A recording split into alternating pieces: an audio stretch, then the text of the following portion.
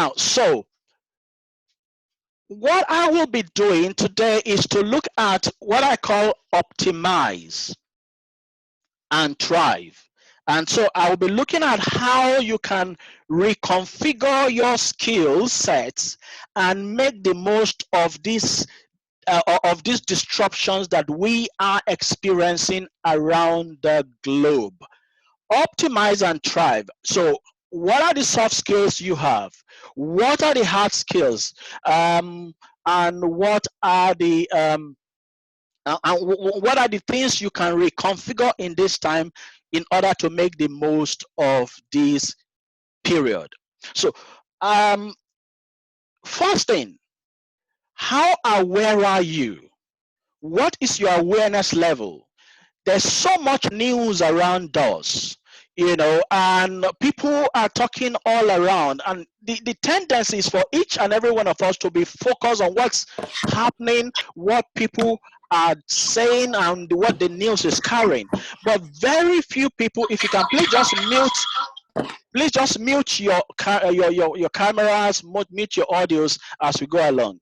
So the tendency is for people to keep focusing on the news, and what you focus on becomes your idea of reality.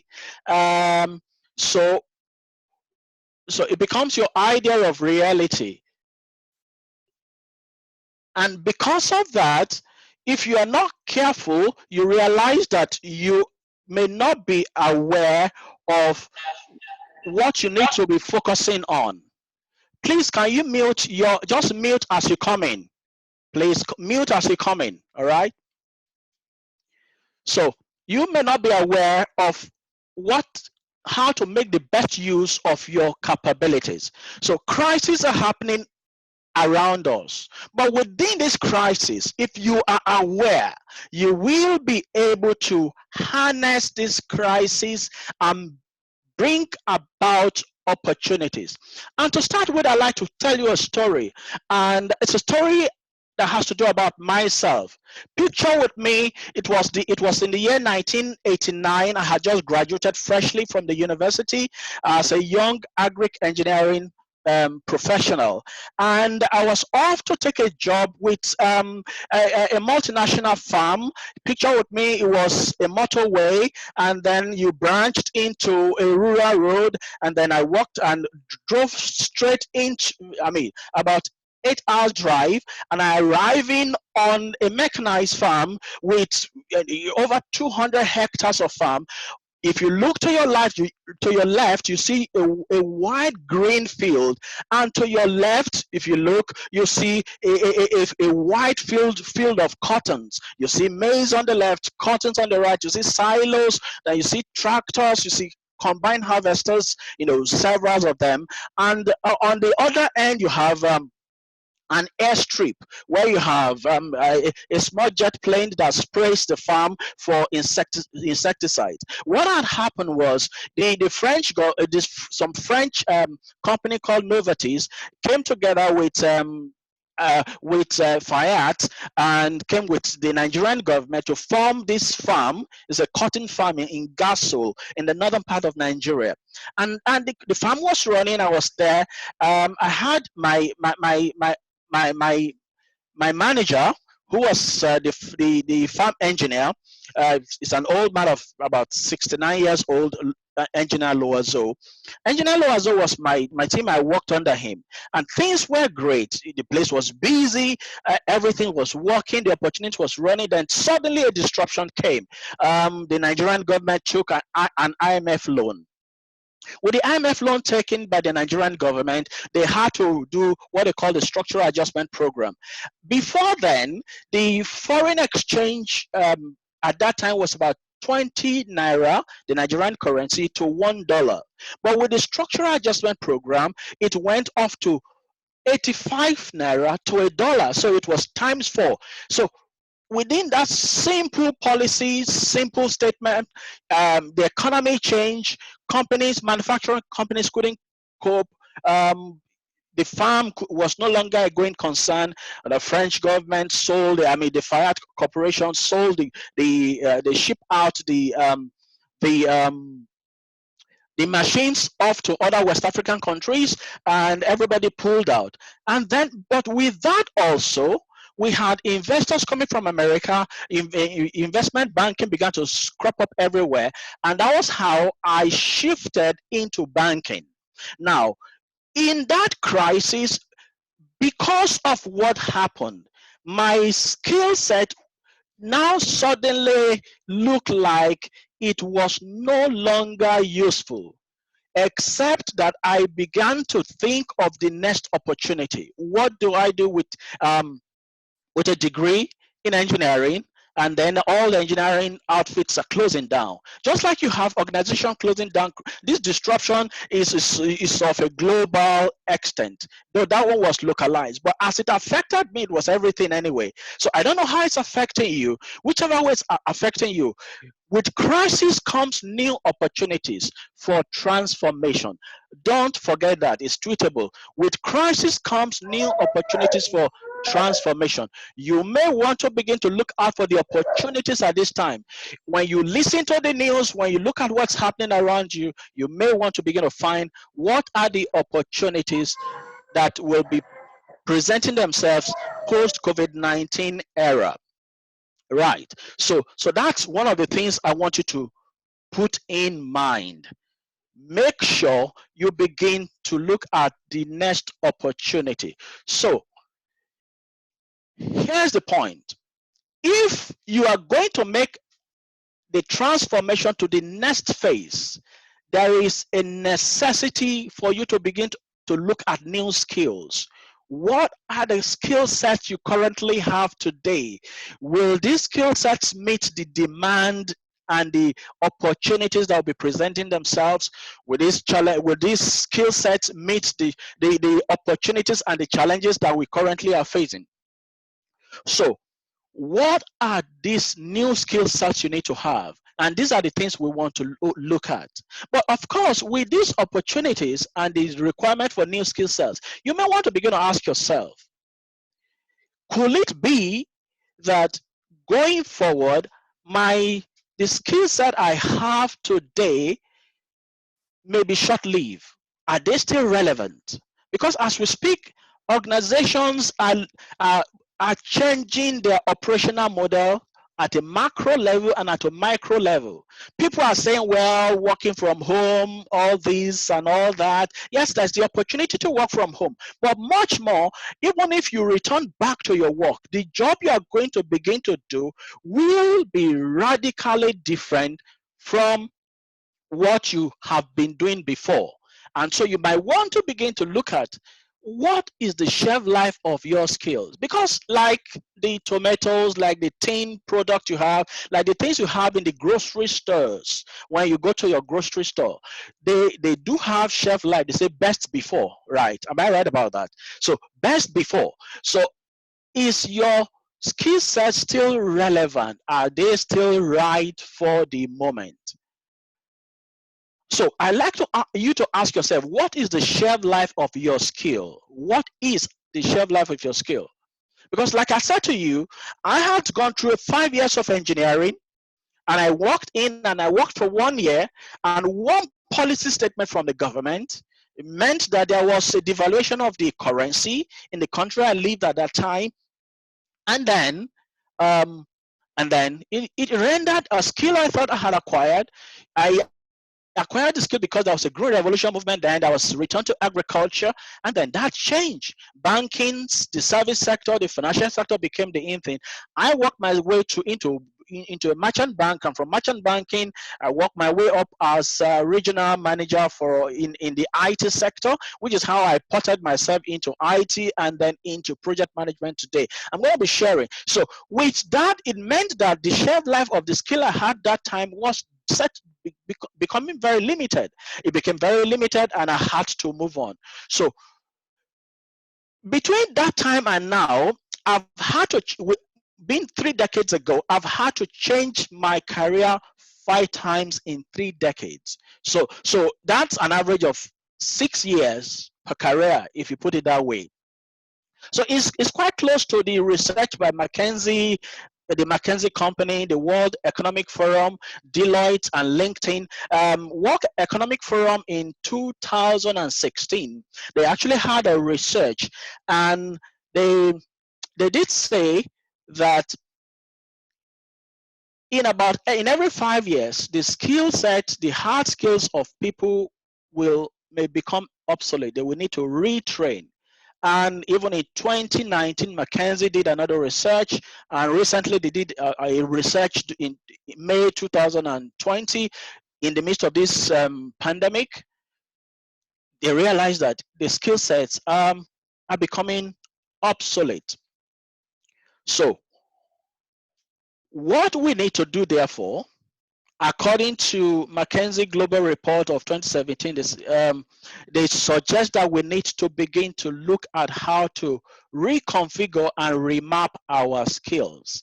But now, the other question I like to ask you is this, because what I'm going to be doing now is to bring an awareness, shedding light on areas we might not have been thinking about before, so we can begin to proactively reconfigure our own future. And we shouldn't be waiting for our employers to be the ones to do the work for us, because if they do that for you, you can be rest assured it's going to be to the interest of the organization.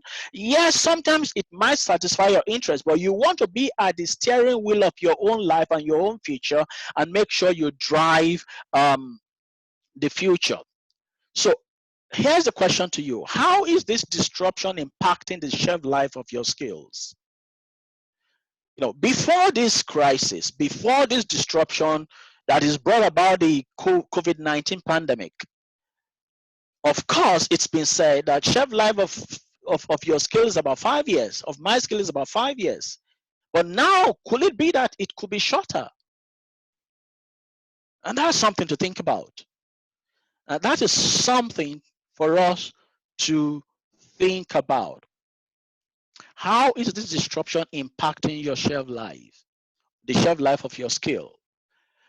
One thing is certain: crises, disruptions, changing in policies, they do have a way of reducing the shelf life of our skills, even further down below what we have just been told by all of these researchers from Deloitte, from McKinsey, and from the World Economic Forum.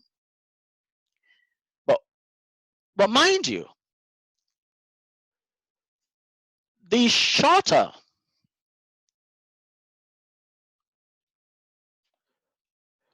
the shorter the shelf life of your skills, I'm going to back off a little bit just so you can follow me, all right?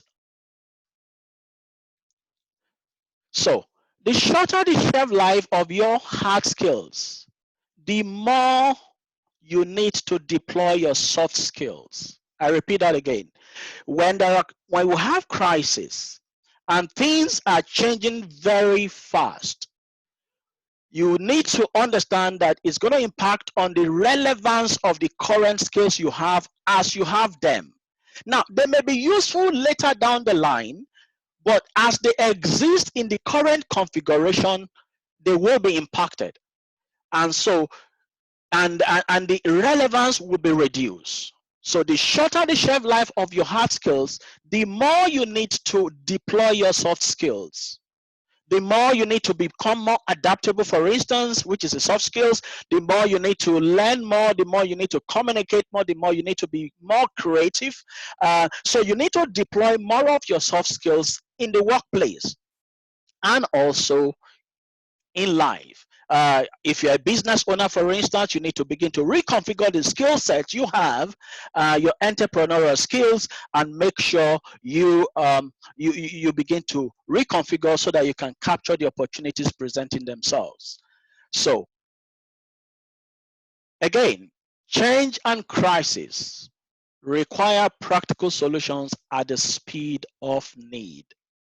Change and crisis, they require practical solution at the speed of need, because with disruptions come an avalanche of needs, of new new demands in the market. Some doors will be shut, but new windows will be opening. And it takes being aware. And so the call here is for us to awaken ourselves to the new realities and see what are the needs in our environment, what are the skills we have, and how do we begin to reconfigure to meet those needs. So, so it's all about reconfiguration. So you can retitle what I'm telling you here, what I'm sharing with you today as reconfiguring your skills, in order to thrive. Reconfiguring your skills in order to seize the opportunities post-COVID-19. Reconfiguring your skills one way or the other. Making sure you have the right blend of skills. Now, McKinsey report of May 7, 2020 states that the new dynamics is for businesses and workers across industry to figure out how they can adapt to the rapid changing conditions. So are we noticing the conditions that are changing? How are we figuring out how we need to be agile, nimble, actively, changing our skills? Organizations are already doing target operations model post COVID-19. The models are changing. They are seeing how we operate, and they are doing mapping for the skills of their employees. Employers are reshaping how employees will work now, and there will be a lot of retooling and retraining. Can you say that you want to just leave your future in the hands of your employers to determine how they will reconfigure your future for you? I think it is good to be proactive, and I believe that's why you're on this platform. That's why you have logged on today. That's why we are sharing. I believe you and I can make that shift. We can begin to see how we can reconfigure our skills and make the most of the opportunity that is ahead of us. So that is the call. That is the challenge. If you do not take anything away from here, take this away from me. Take this away from this Mastermind Alliance Q2 edition. Reconfiguring your skills is the way to the future. Reconfiguring your skills is your hidden advantage that you can leverage to pivot into what is next. But it has to be done strategically, which is why our second guest and the third guest, our second facilitator and the second and third facilitator, and the subsequent ones, they will be giving us strategies and pointing opportunities out for us to do it. Now, I was studying the Harvard Business Review a while ago because I had just recently concluded an online training on how to switch your career, and that was post-COVID. That was before COVID.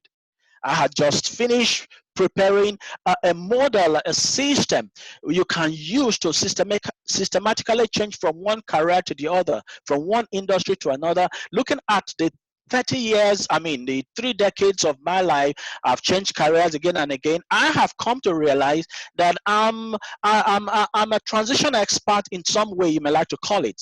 And I help people get over the line, and I'm passionate about this. So in that study, I found this report, and I'm going to go into this report. But it just brought to my mind another story. In 2009, it was mid-February. It was the peak of winter, if you imagine, and all the trees around, they have lost their leaves. It was the cold was biting. I had just moved into the United Kingdom at that time. My family had moved 2 years into the UK that time, and remember, 2009 was the peak of the economic recession, financial economic recession of 2008. Jobs were lost, economy was down, and the naysayers were saying there are no jobs anywhere, nothing was working. And right there and then, people said to me, "Oh, it looks like you came at the wrong time." And I was making a transition. I was making a change. Then suddenly, in the scheme of things, it looked like the things I had learned before, the skills I thought I had brought, both hard skills, and I was beginning to doubt my soft skills at that point. And then I remembered a little book I wrote previously. And the book was titled, "In the Middle of Every Difficulty Lies Opportunity." And then I began to say to myself, if there is 1% opportunity amidst the 99% impossibility, I will take advantage of that 1%, focus on that 1% and make the most of it. Of course, I went to take a job with a major frontline stores that sells furniture across the globe. And basically, what was I doing as a customer service co-worker in the front store? I was handing out bags, for 1 or 2 years. And saw a friend who had known me from Nigeria came in to the store and saw me there. He said, "What are you doing in London, for heaven's sake?" And I could see the heart of love from which she was coming from. So I had to deploy my soft skills at that point.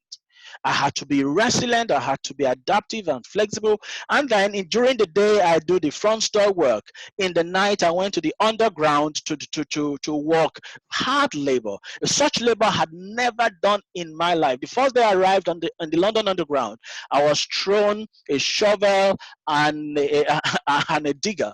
And we began to work, and I did that. And plus that, in reconfiguring my skills, I had to take a master's degree program in project management, because I began to look for knowledge and ways to reconfigure my skills to take advantage. Because this is what I said to myself. I said to myself that there are certainly jobs out there, and there may not be that many jobs, but there are good jobs. And I was saying them, I said, what I need to do was to qualify for those jobs.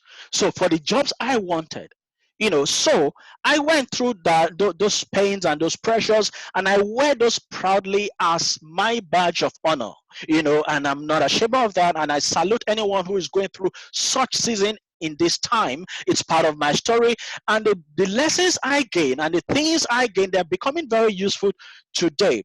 Now, when I was walking down in those trenches then, when we have supervisor coming from Network Rail, that time was like, oh, everybody's running helter skelter, you want to make them happy.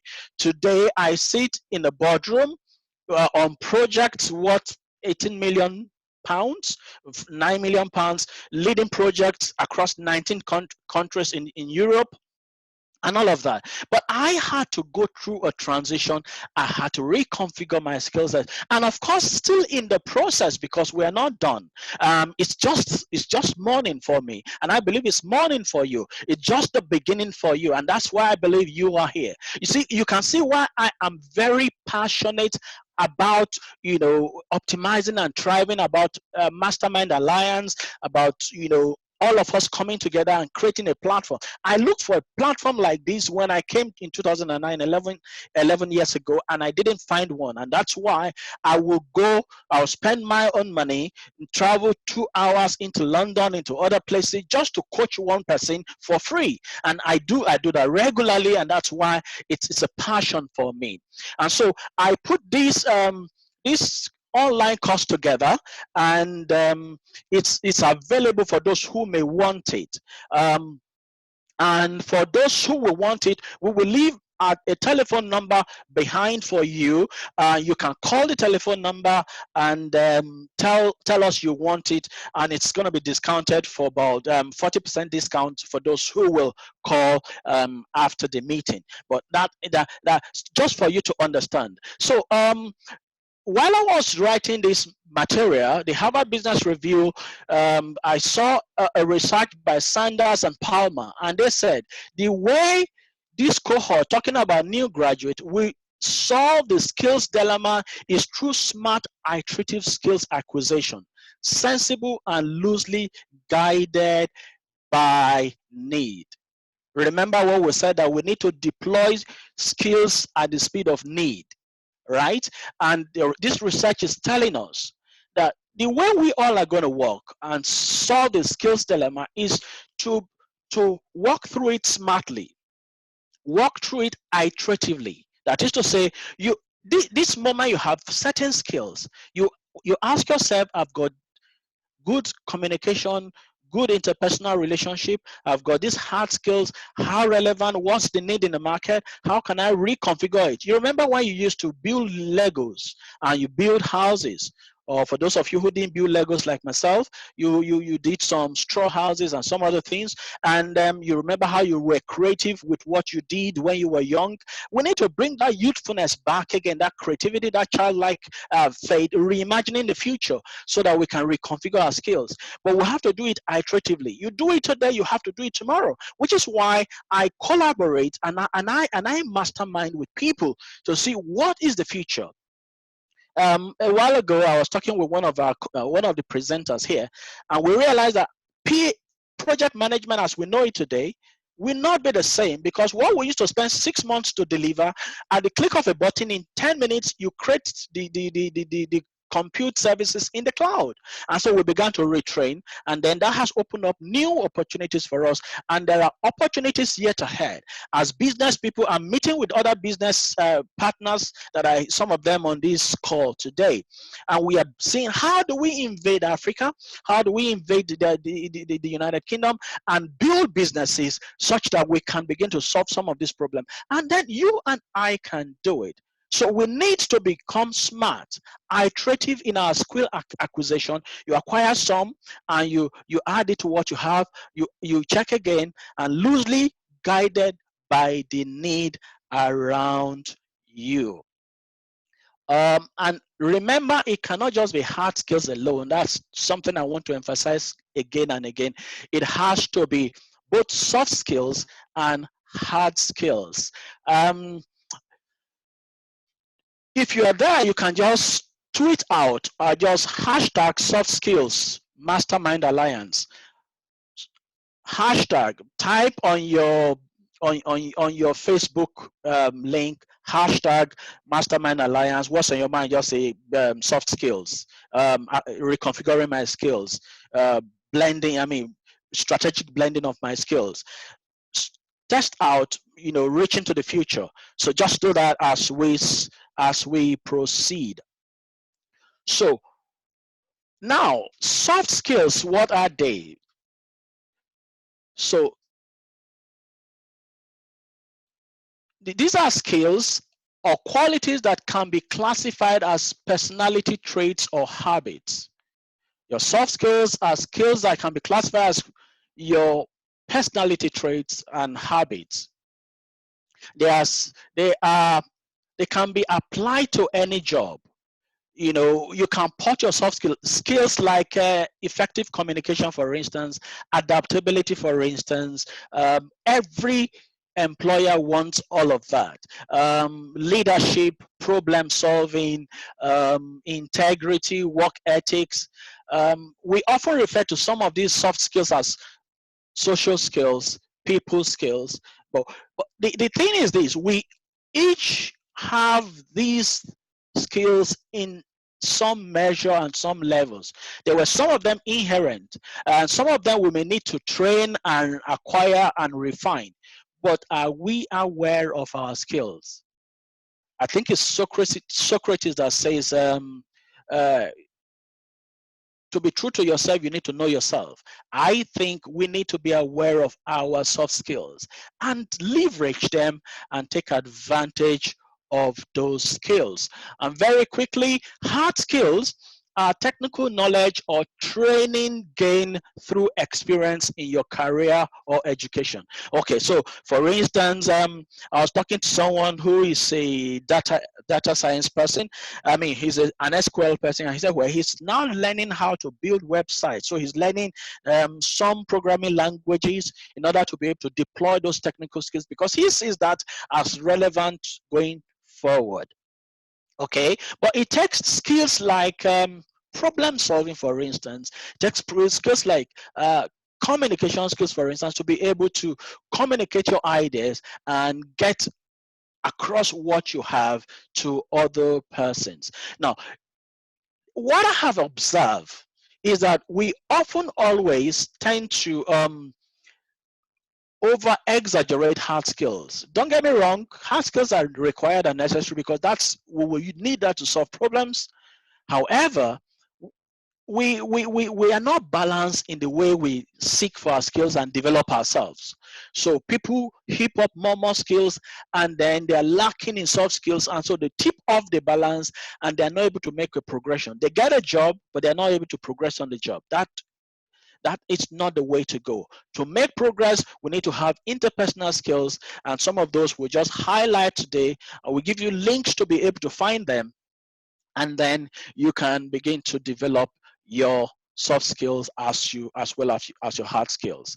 Hard skills are also targeted training for specific disciplines and market niche. So if you see a niche and there is a new direction, you might want to begin to examine those areas and see how can you position yourself for that. Or maybe you want to build a business, realize there are certain hard skills you need to do that. You look out for how to develop those skills. There are a list of hard skills I have and a list of soft skills I have listed for myself that I think are necessary. And just a cinch by the inch, a little at a time by the day, and we keep developing. And today we have resources so available to us. You have universities in your pocket, on your handset, on your phone.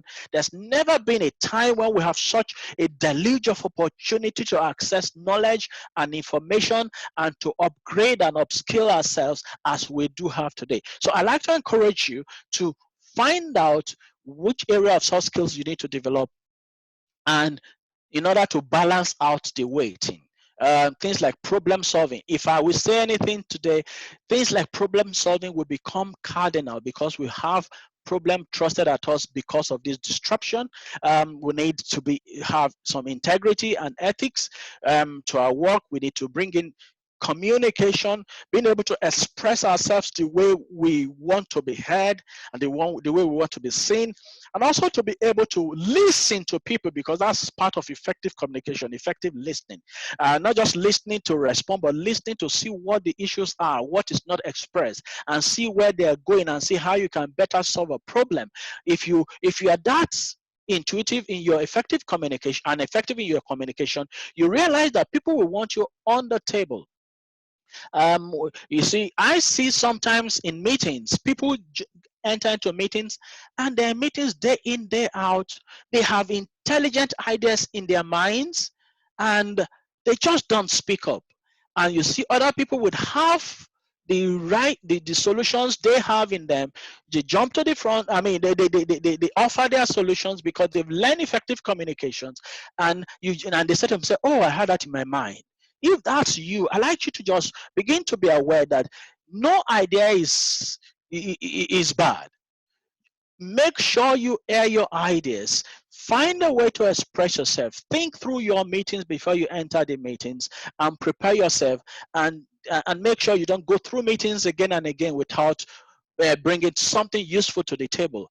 If you have a chance at the table, you are qualified to be on that table, and find a way to express yourself in presentations and things that will make what you have shine forth. You don't have to dim your light. It's time for you to shine your light. The darker the times, the brighter your light needs to shine. And I believe your soft skills are the things that will help your hard skills to shine. In fact, the soft skills are turning out to be the hard skills to cultivate. And so make sure you have your hard skills. I know, in order to still not to overrun the time, I'm going to go very quickly on the hard skills. In discussing hard skills, the approach I'm going to be taking now is going to be like, I'm going to do a cheat here by just making sure I won't be able to go through a long list of skills that I think, hard skills I think would be useful post COVID-19, but I will look at domains and areas of interest that will connect with you. And if you have an interest in a particular domain, a particular area of hard skills, and you want to discuss, we have a range of facilitators who will be happy to speak with you.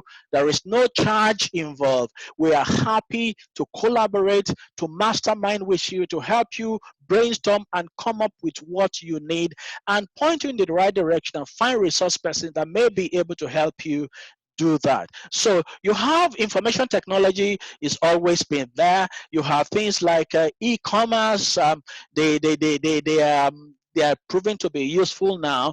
Agriculture and food will be another area. Groceries will be another. Education, albeit online, online courses and things like that will also be relevant. E-commerce, I mentioned that already. Entrepreneurial skills, yes. When things are down, the problem solver and the leaders over time, the innovative ones, they become entrepreneurial and they begin to pick up skills around that area and deploy the same. Of course, I mean, the medicine, Medicare, things around the medicine, you know, all the different shades. Even as we speak now, the way to think about it is, well, everything is locked down, but the medical care area, they are not locked down. They are considered essentials. Care and social work, if that is the area you want to focus on, you just need to think of how to scale up your game and make the most of it. You have the biotech technology. In the long term, you might have an interest in one area and you want to upscale it. So that's one thing you might want to look at reconfiguring. Literary skill is going to be very useful. The ability to write and get your thoughts and your concept out there. Ideas and concepts turn the knobs of our world. They are levers by which we move the world. And with the internet and with the connectivity we have and the globalization, I believe it can shine through the dark times and the disruption we are currently going through. And so the management skills will also become very useful as you return back to work. Project management, you know, of course, well, I don't want to be bias in this area, but I think it's going to be useful. Business analysis, and of course, enterprise architecture, cloud architecture, and everything within cloud environment. These are hard skills area, and of course, a wide range of things. Business building is one of them. Then soft skills very quickly. Soft skills, I think I might be overshooting my time now, but I will be rounding up soon. Problem solving. I've talked about this. We need to begin to wear our thinking cap and see, become analytical. What's the result we want to achieve? That's the way to think. And what do we have? How can I be resourceful? Never say never. Never say it cannot be done. There is nothing called impossible. You can always be innovative. Emotional intelligence, being aware of yourself and of people around you, and self-awareness and awareness of other people, and having empathy towards others, wearing other people's shoes, being aware and knowing and being accommodating and making sure we have a paradigm shift to be able to see things through the lens of other people and thereby be able to relate and connect with other people. Leadership, being able to volunteer and taking responsibility. Most people think leadership is being appointed. Leadership is actually signing yourself up for to do other people's job. Jesus said, he who wants to be first must be last. Who wants to be a leader must serve. So it's about service, it's about responsibility, communication. Like I said, being ready to think on your feet and be ready to offer your thoughts, being ready to look at what's going on and how best to express what you have, what effect you want to make on people who are listening to you. Creativity is one. Adaptability, flexibility is another. Active listening is skill is another one. Integrity, oh, a big one, is a biggie. Then conflict resolution is just so necessary. Negotiation is something. I have links. I have collated for those who will wait till the end. And if I have your email address, and if you didn't register, pop your email address into the chat box and we'll send these things to you, the links and the materials and the free book I have. And please do remember, you need to put in your questions in the chat box. Someone is going to be collecting your questions and we'll answer them in the very end. Work ethics is also one of the soft skills. Now, having looked at all of these skills, hard and soft, and briefly touched on most of them, we now need to see, how do you reconfigure and take the future? How do you combine them? This is where the rubber meets the road, really. This is about my last slide, actually. 3 things I think we need to do in order to reconfigure the future and make the most of it.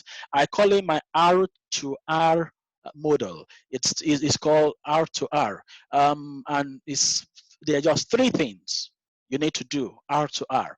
The first of them is we need to begin to have the courage to reimagine so we can reinvent. Now, challenges will come. Like I said to you, when I came in, there were challenges. You lose your job, challenges. You have bills to pay. Yet you have to have the courage to reinvent, to reimagine the future. If you do not reimagine, you cannot reinvent. In order to reinvent the future, you need to reimagine it. Dare to see new possibilities. All that you have is not all there is.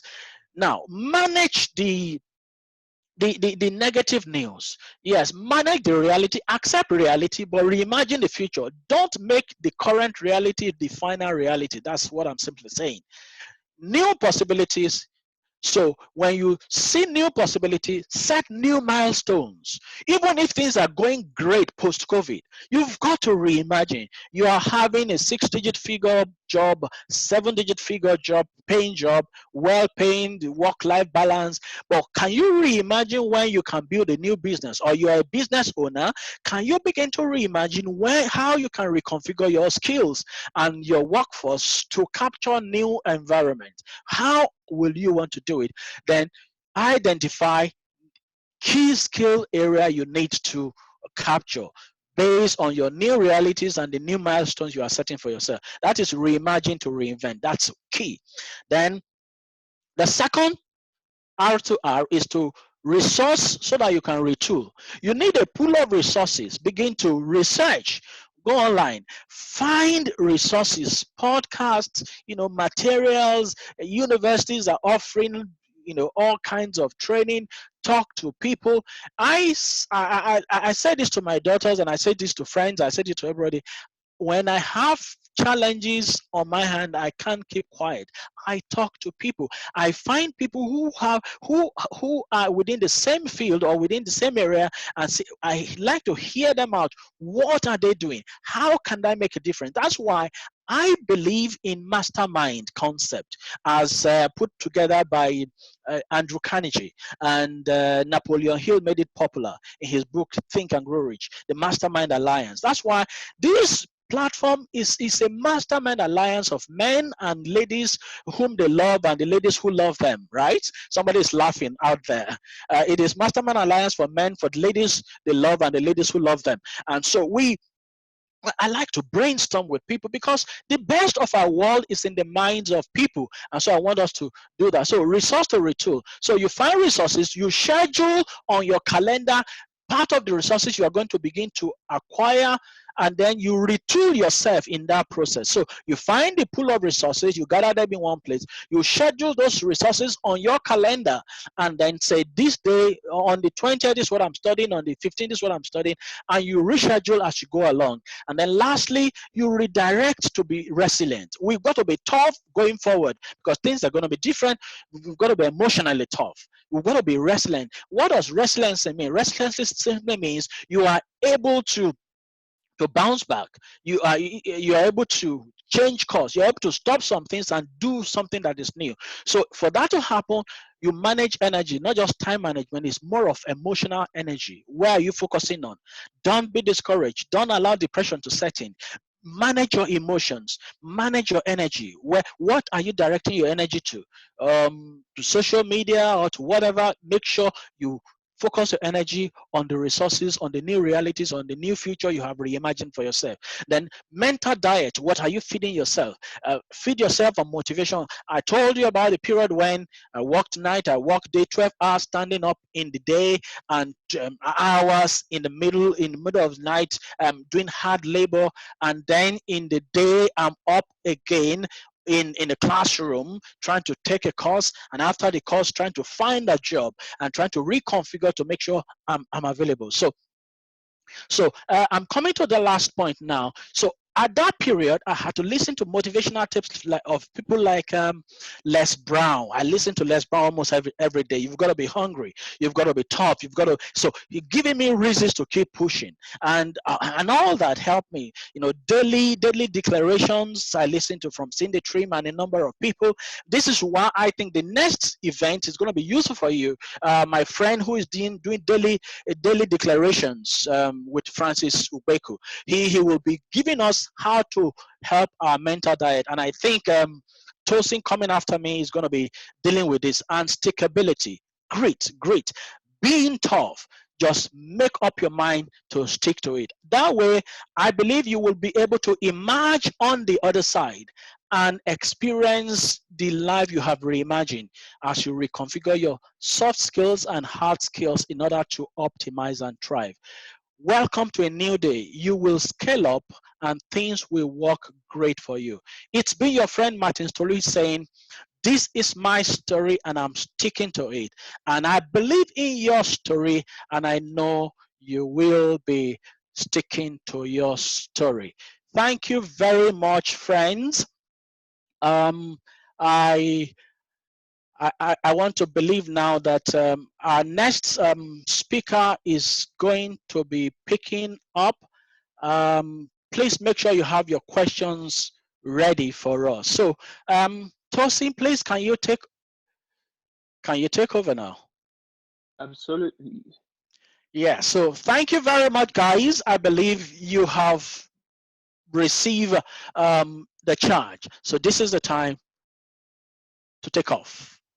So, Tosin from Hitachi. Can you see my screen? Yes, we can. And can you hear me loud and clear?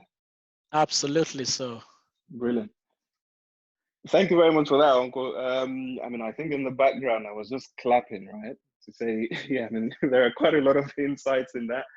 So thank you very much. Okay. And I hope I'm speaking for everybody when I say that we do appreciate the work that you put into these events as well, to make sure that they're a success. So we say thank you very much. And to everybody on the call, I want to say hello. I hope you're well. I hope everybody around you is also well. We're in some unprecedented times now. We're in some challenging times now. If you ask me personally, could we have done things differently? That is what I believe. I believe we could have had a different outcome to this season. But more so, this is a season that we're in, and we need to understand and learn to adapt. That is what is very, very important, because you look around and there's just so much confusion and so much fear and so much distrust as well. More so in governments that is filtering across the citizens. It's rather unfortunate, but I think the people close to me know exactly how I feel about the current situation. Just as I can imagine for everybody else, it's quite frustrating. To the point that I've even written a few things, about some of the changes that we will need at the end of this COVID-19 pandemic. Things like focusing on climate change and focusing on having a new approach to governance that is based on trust. Those are things that I've written about. But am I confident that those changes will happen in the long run? I'm not too confident, because when you look around, you just see so many conflicts, so many egotistical leaders there. A lot of politics, right, which doesn't really serve us in the long run. But hey, I think I can get started on that completely, and it's going to take a whole session. So I'm going to save that for a conversation for another day. But I think the season that we're in now is just very much important, right? Just to say that the least we can do in this time is to ensure that we focus on ourselves, to ensure that we have an environment that we have created that ensures that we grow. And we also want to make sure that we contribute to the people around us and just take care of our loved ones, because I think that's the least we can do in these times. Focus on our health, focus on growing, and focus on contributing to others. That is one of the secrets to fulfillment in life. So before I go into the session itself, as many people can see already, I have my company logos. Just because we will be talking about some professional insights and the different strategies that we can apply to advance our careers. I mean, I thought I'd give a quick introduction, right, as to myself, so that when I start talking about some professional concepts and my personal experience, I mean, you can sort of understand the context and understand where I'm coming from. So I mean, as you can see from my profile logo, I mean, it says Hitachi there. I mean, at the moment, I work with Hitachi Vantara as a specialist program manager. I mean, cloud to be more specific, and I've been with Hitachi now just coming up to a year, and I must say it's been a period of growth. It's been a period of insightful learning. It's been a period where I've really come to embrace and understand my industry sector just a bit more. It's been a period where I've been fortunate to work with a few customer organizations as well, just to ensure that those customers understand how they can leverage their existing resources to take advantage in the marketplace, much more so in the season that we're in now. And when I'm talking about the industry space, I'm talking about the Internet of Things, cloud, machine learning, AI. I mean, those new age sort of segments, right? And that is what I'm primarily focused on from a professional perspective. Now, I mean, a quick insight into Hitachi Vantara. I mean, many people may have not heard about Hitachi Vantara in itself, but it is part of the bigger Hitachi corporation. Hitachi is quite diverse. I'm guessing many more people have heard about Hitachi. I mean, they're quite huge. They manufacture pretty much everything you can imagine, right? From TVs to home appliances and all of that stuff. So, I mean, they're quite diversified in their business dealings. That's the last time I checked this. I mean, Hitachi had over 900 subsidiaries within it. So, Hitachi Vantara is the IT arm of the bigger Hitachi corporations. I mean, that is the position of that is my professional background. I mean, that is the position of my organization as well. So moving on to today, right now, given our theme for today is Optimize and Thrive, I just thought I'll take a few minutes of your time today to talk to you about something that's really, really close to my heart. And what that is exactly is talking about the principles of optimization, right? So what I'm going to be doing today is I'm going to be sharing some principles of optimization and what it actually means to thrive. Because I mean, I have been through that process over the last few years myself, and I mean, the people close to me know some of the transformations that I have made over the last few years. And I mean, what I've come to do today is to share what those principles are. I mean, just so that somebody out there, I mean, even if it's one person, just so that somebody out there can take this model, this framework that I'm going to be sharing in a few minutes, and can just evolve it and grow it and develop it, and customize it as much as possible, because that is exactly what I have done. So I'm hoping over the next few minutes, I mean, that I can share some insights and share some principles as to what exactly self-optimization means and what it means to thrive, because I believe that as humans, we're not just made to survive, we're made to thrive.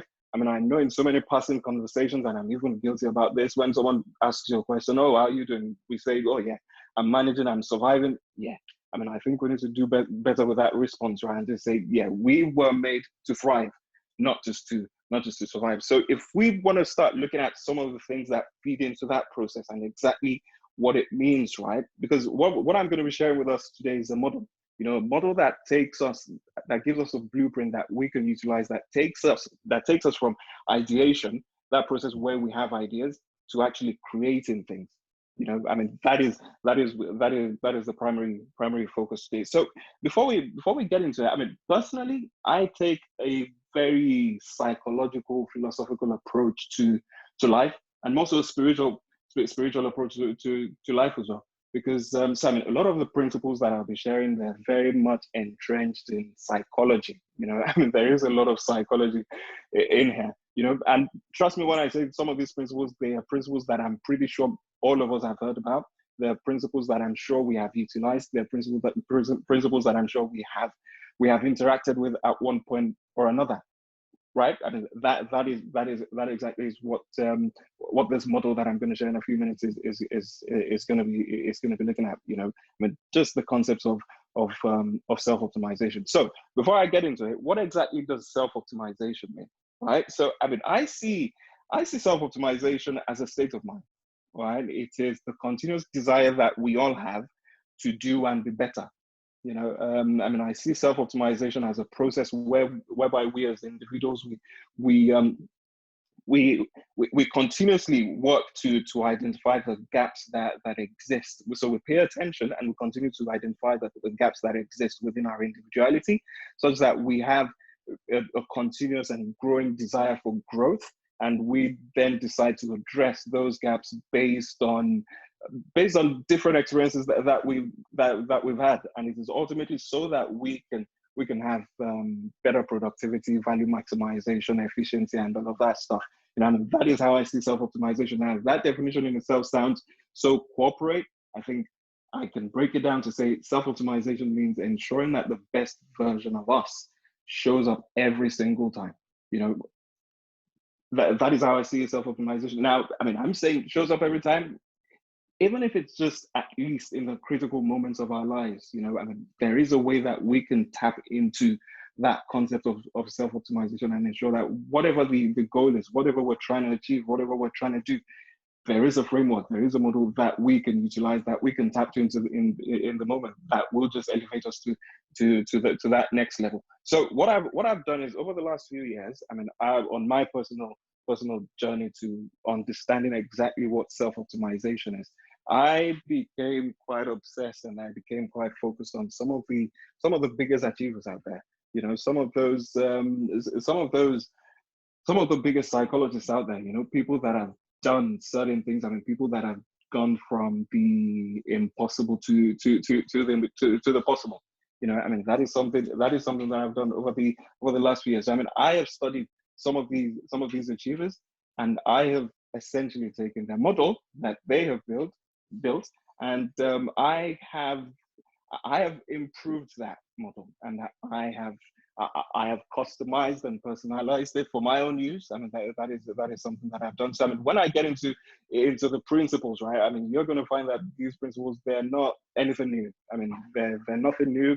Many of them, they're out there already. But what I've done is, I mean, I've just customized it and I've made it more personal to me, just so that it means something more to me. I mean, that is what I've done with these principles. So, and I mean, I encourage anybody on the call as well. If you want to, if you're looking for that next level, I mean, I'm happy for anybody to take this model, run with it. You can use it as a baseline and just customize and personalize it as much as you want.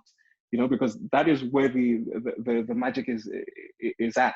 I mean, you can change it, customize it as much as you want, but just make sure that it means something to you, right? Because I mean, there are many models that look into this. So, what exactly is that model, right? Because I mean, I think when we talk about self-optimization, I believe many people on the call have different techniques, different ways of achieving this optimization, right? I mean, I know we've done it so many times. I know many people have tapped into that space within their mental or emotional awareness space. I mean, many of us we've done this. Now, if I say to you that self-optimization is easy, I'd be lying to you, because there is a lot of work, there is a lot of effort that goes into it. I mean, there's a lot of confusion that even comes when you're when you're going through that process. But I can say to you that if you stick to the basic and the principles long enough, you get to a point where things just start shifting, where things just start getting better, when the concept just becomes part of your identity, and then a breakthrough happens. That is it. That is exactly how these things work. And please remember that I'm sharing this model with you not from an egotistical place. It's more from a personal experience place. To say, listen, these are some of the principles that I know, that I've gathered, that I know work, and I've come to share it with the audience. So if we're looking for that breakthrough, if we're looking for that next level of achievement, if we're looking for that next level in terms of development, we can create a model like this that we can utilize. So just to make sure that I've not lost anybody in the audience, just as an interaction point, Uncle, is it possible to ask a question? Because I want to get a view as to what people think a breakthrough is. Is it okay if we do that? So just in the chat box, I mean, if you can just type exactly what you think a breakthrough is. So just let's see what we think when we are talking about a breakthrough. Yeah, they can type into the chat box, everyone. All right. So Can we just, so I mean, just to make sure that I've not confused and lost people and everybody is still here, can you just type into the chat box, please, what you know a breakthrough to be? We're going to need to do that very quickly. I just need a few comments in there, just to ensure that we're still interacting with our audience, right? Yeah.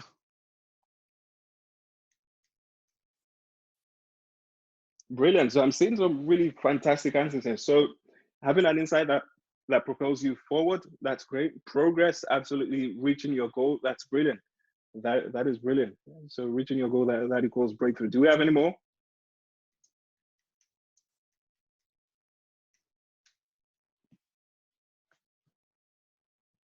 Getting what you yearn for, that's brilliant. Exactly.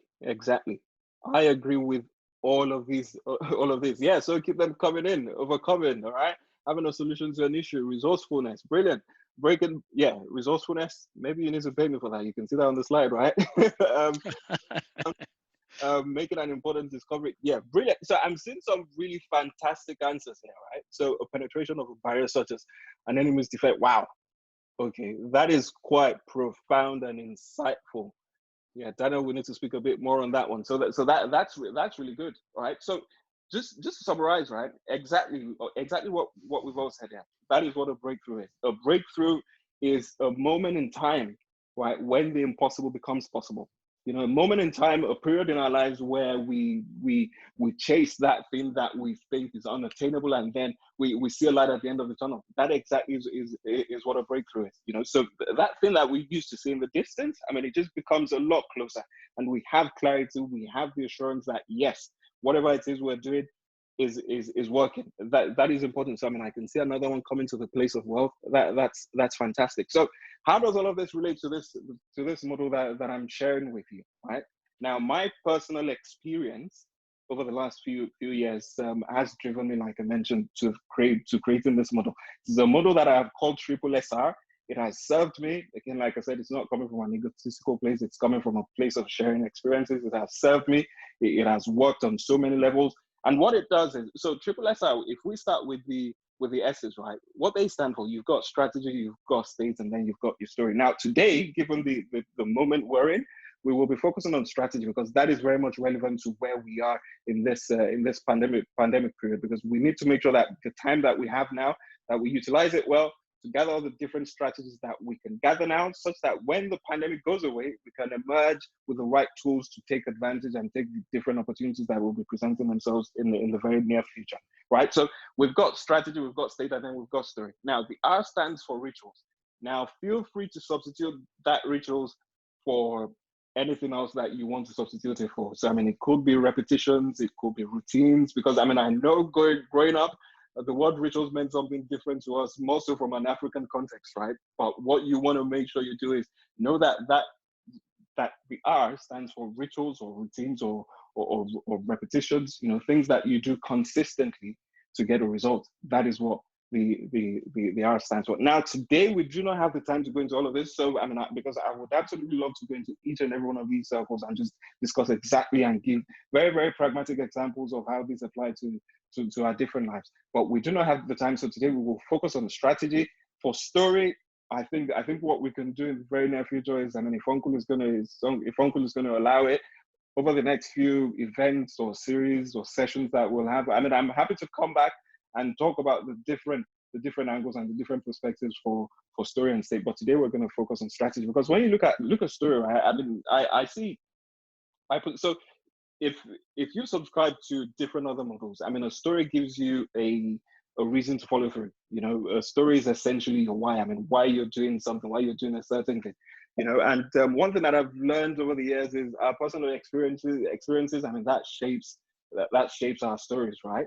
Because I mean, a good example that I always use when I'm talking about stories. I mean, I remember growing up in Nigeria back then. Say, for example, I mean, I'm playing with my friends outside. I mean, also like a little kid, right? I mean, so I'm playing with my friends, and then my parents call me to say, "Oh, all right, Tosin, can you get me the butter from the fridge?" And I'm like, "Okay, I mean, parents, why don't you get your own butter? I mean, you're a lot closer to the fridge. Why don't you do that?" But then my mother then shouts and says, "Can you get me the button. Now, I mean, understand. See, picture this, right? I'm a kid having fun with my with my to get butter. And what I do is I say, okay, fine. You know what? I don't even know where this butter is. I don't even know where this butter is.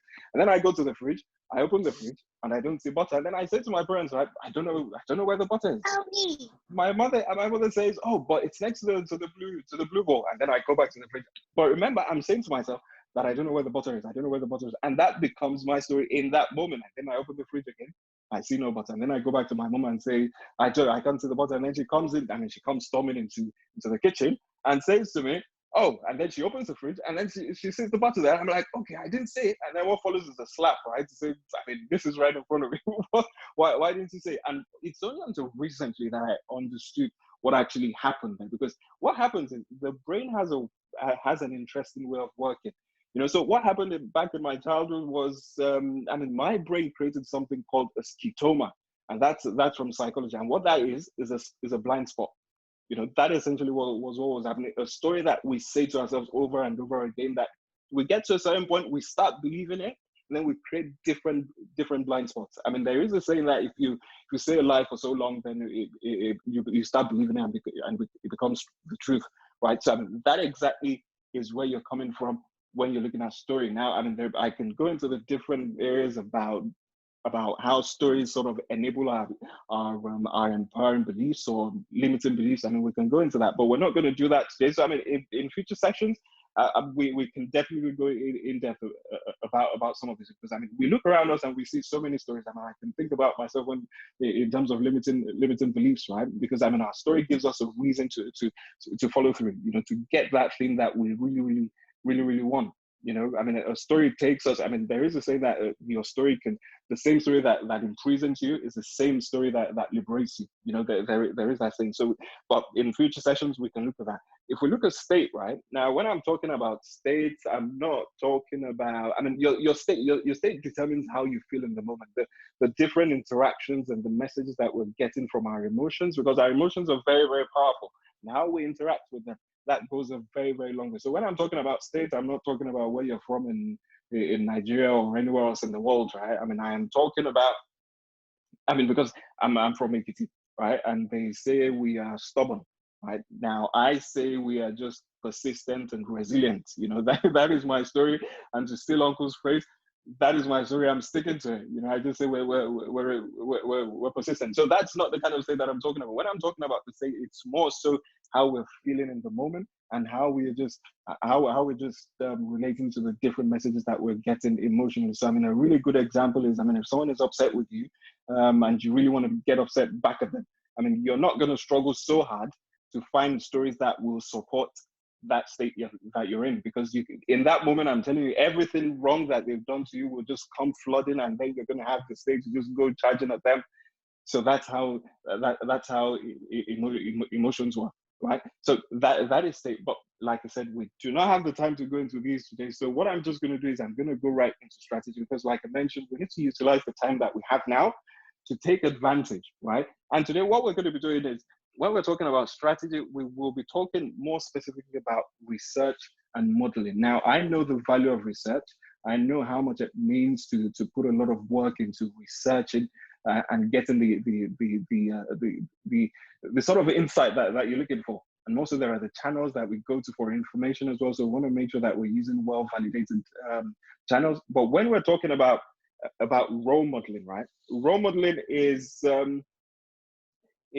the fastest way that I have found. It's the quickest way that I have found today to get to an action a whole lot quicker. So if we're looking for the right strategy at the right time, the best way to fast track that process, because I believe in a few hacks when we're talking about some of these concepts, and the best and the quickest way that I've found is role modeling.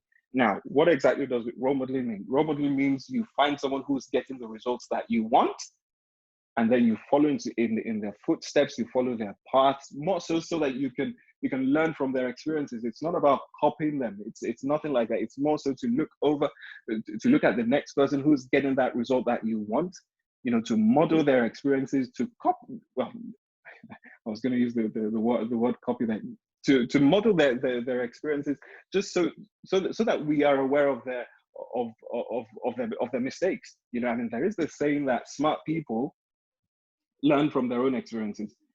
But smarter people learn from the experiences of other people. So that is something that we need to be ready to tap into, and that is where role modeling comes in, because we're looking at somebody who has gotten that result, and we're modeling them. So you want to think of strategy like a recipe, right?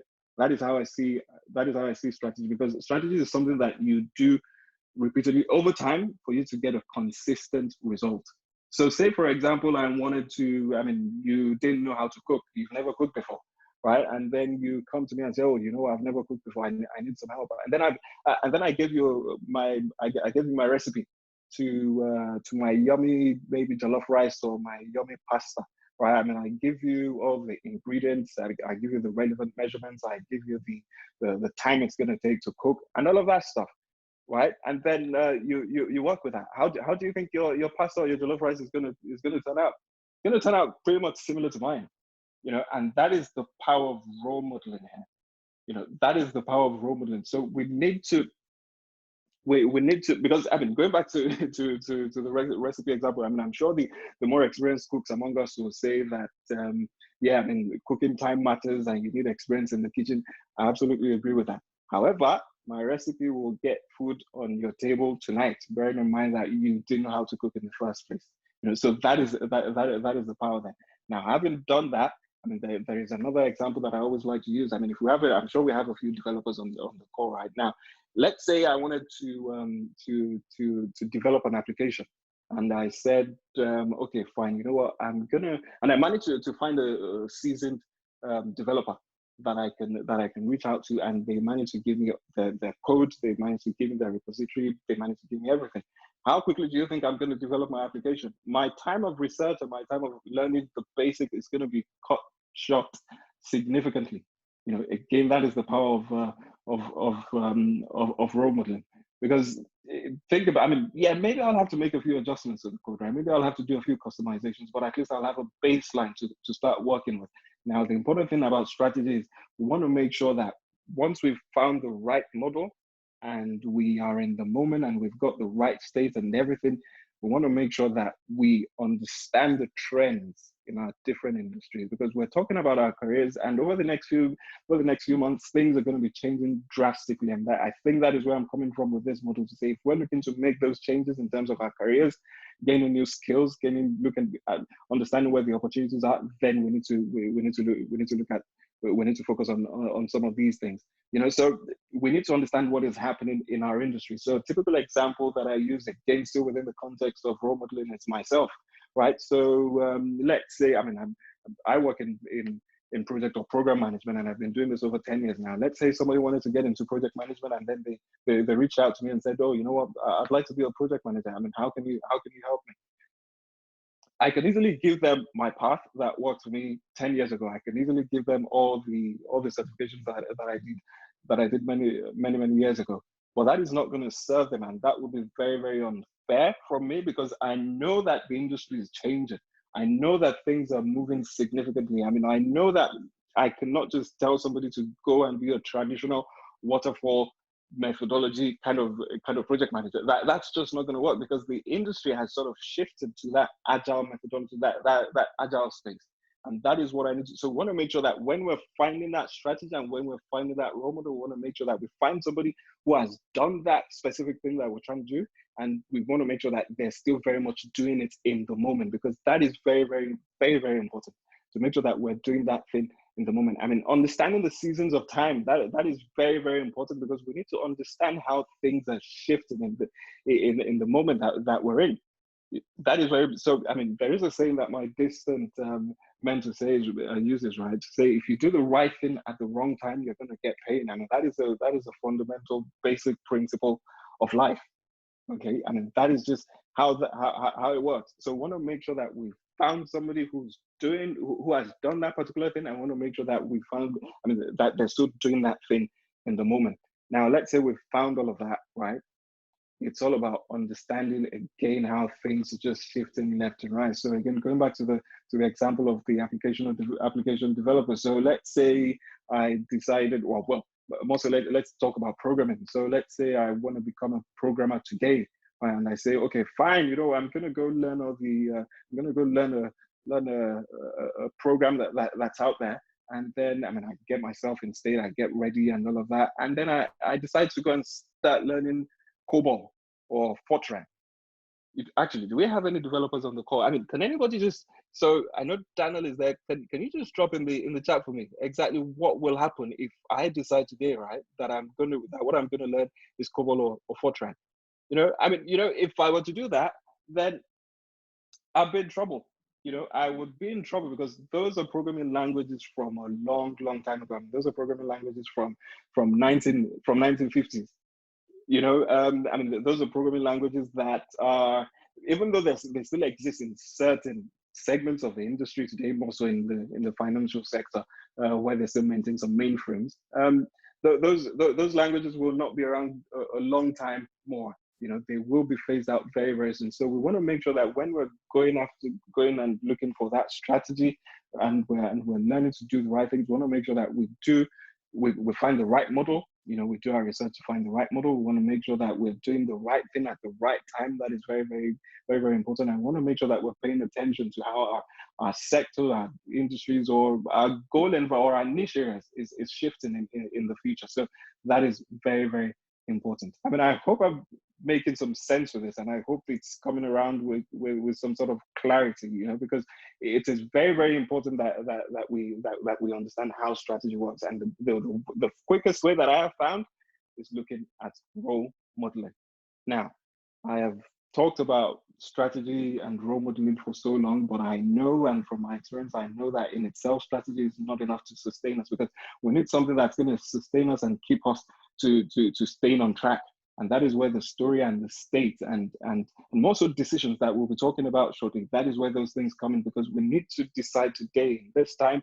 And I mean, I know this is just coming more from a motivational place, because I mean, I know many of us are doing this already, but it's just to say that we need to decide in this moment, in this unprecedented time that we are in, to commit and decide and say, listen, I'm going to start looking at opportunities. I'm going to start looking at where things are going to be shifting in the future, because when we do that, then a lot of avenues just open up, and then our personal desires and our personal goals actually they get actualized. I mean, that is how it works. So today, I am challenging us, right? Let us decide to make a difference. Let us decide to make a difference to ourselves, to our loved ones, because that is very, very important. And if we're going to do that, there are three fundamental areas that we need to start looking at. So when we're talking about when we're talking about decisions, we want to make sure that we focus. In the news, I mean, Uncle alluded to this earlier on. In the news now, it's very, very easy to get distracted and just focus on the things that do not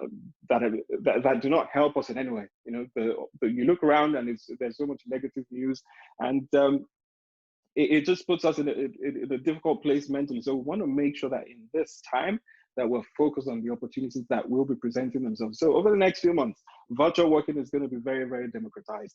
Mobility is going to be coming into play. Remote working, obviously, I mean, a lot of new products and new ideas will be coming over the next few months, that it's all going to stem from this moment that we're in. And I want us to be part of that journey to say, okay, this time I'm going to commit it to gathering all the strategies that I need, such that when all of this goes away, I have all the tools that I can utilize within the right place. So we want to make sure that we're focusing on opportunities. And secondly, we want to make sure that we focus on the things that we can control. You know, research has shown that people that struggle with depression tend to focus on the things that they cannot control. I mean, that's not to stigmatize depression in any way. I mean, depression is very, very important, but it's just, I mean, that's what the research suggests.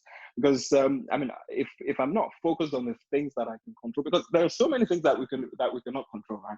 I mean, I cannot control the weather, but can I control my activities and make sure that I don't step out when it's raining? Absolutely. I cannot control the traffic, you know, but can I make sure that if I structure my day right, then I mean, I don't get stuck in traffic and someone crossing my lane in the future that gets me upset? Absolutely.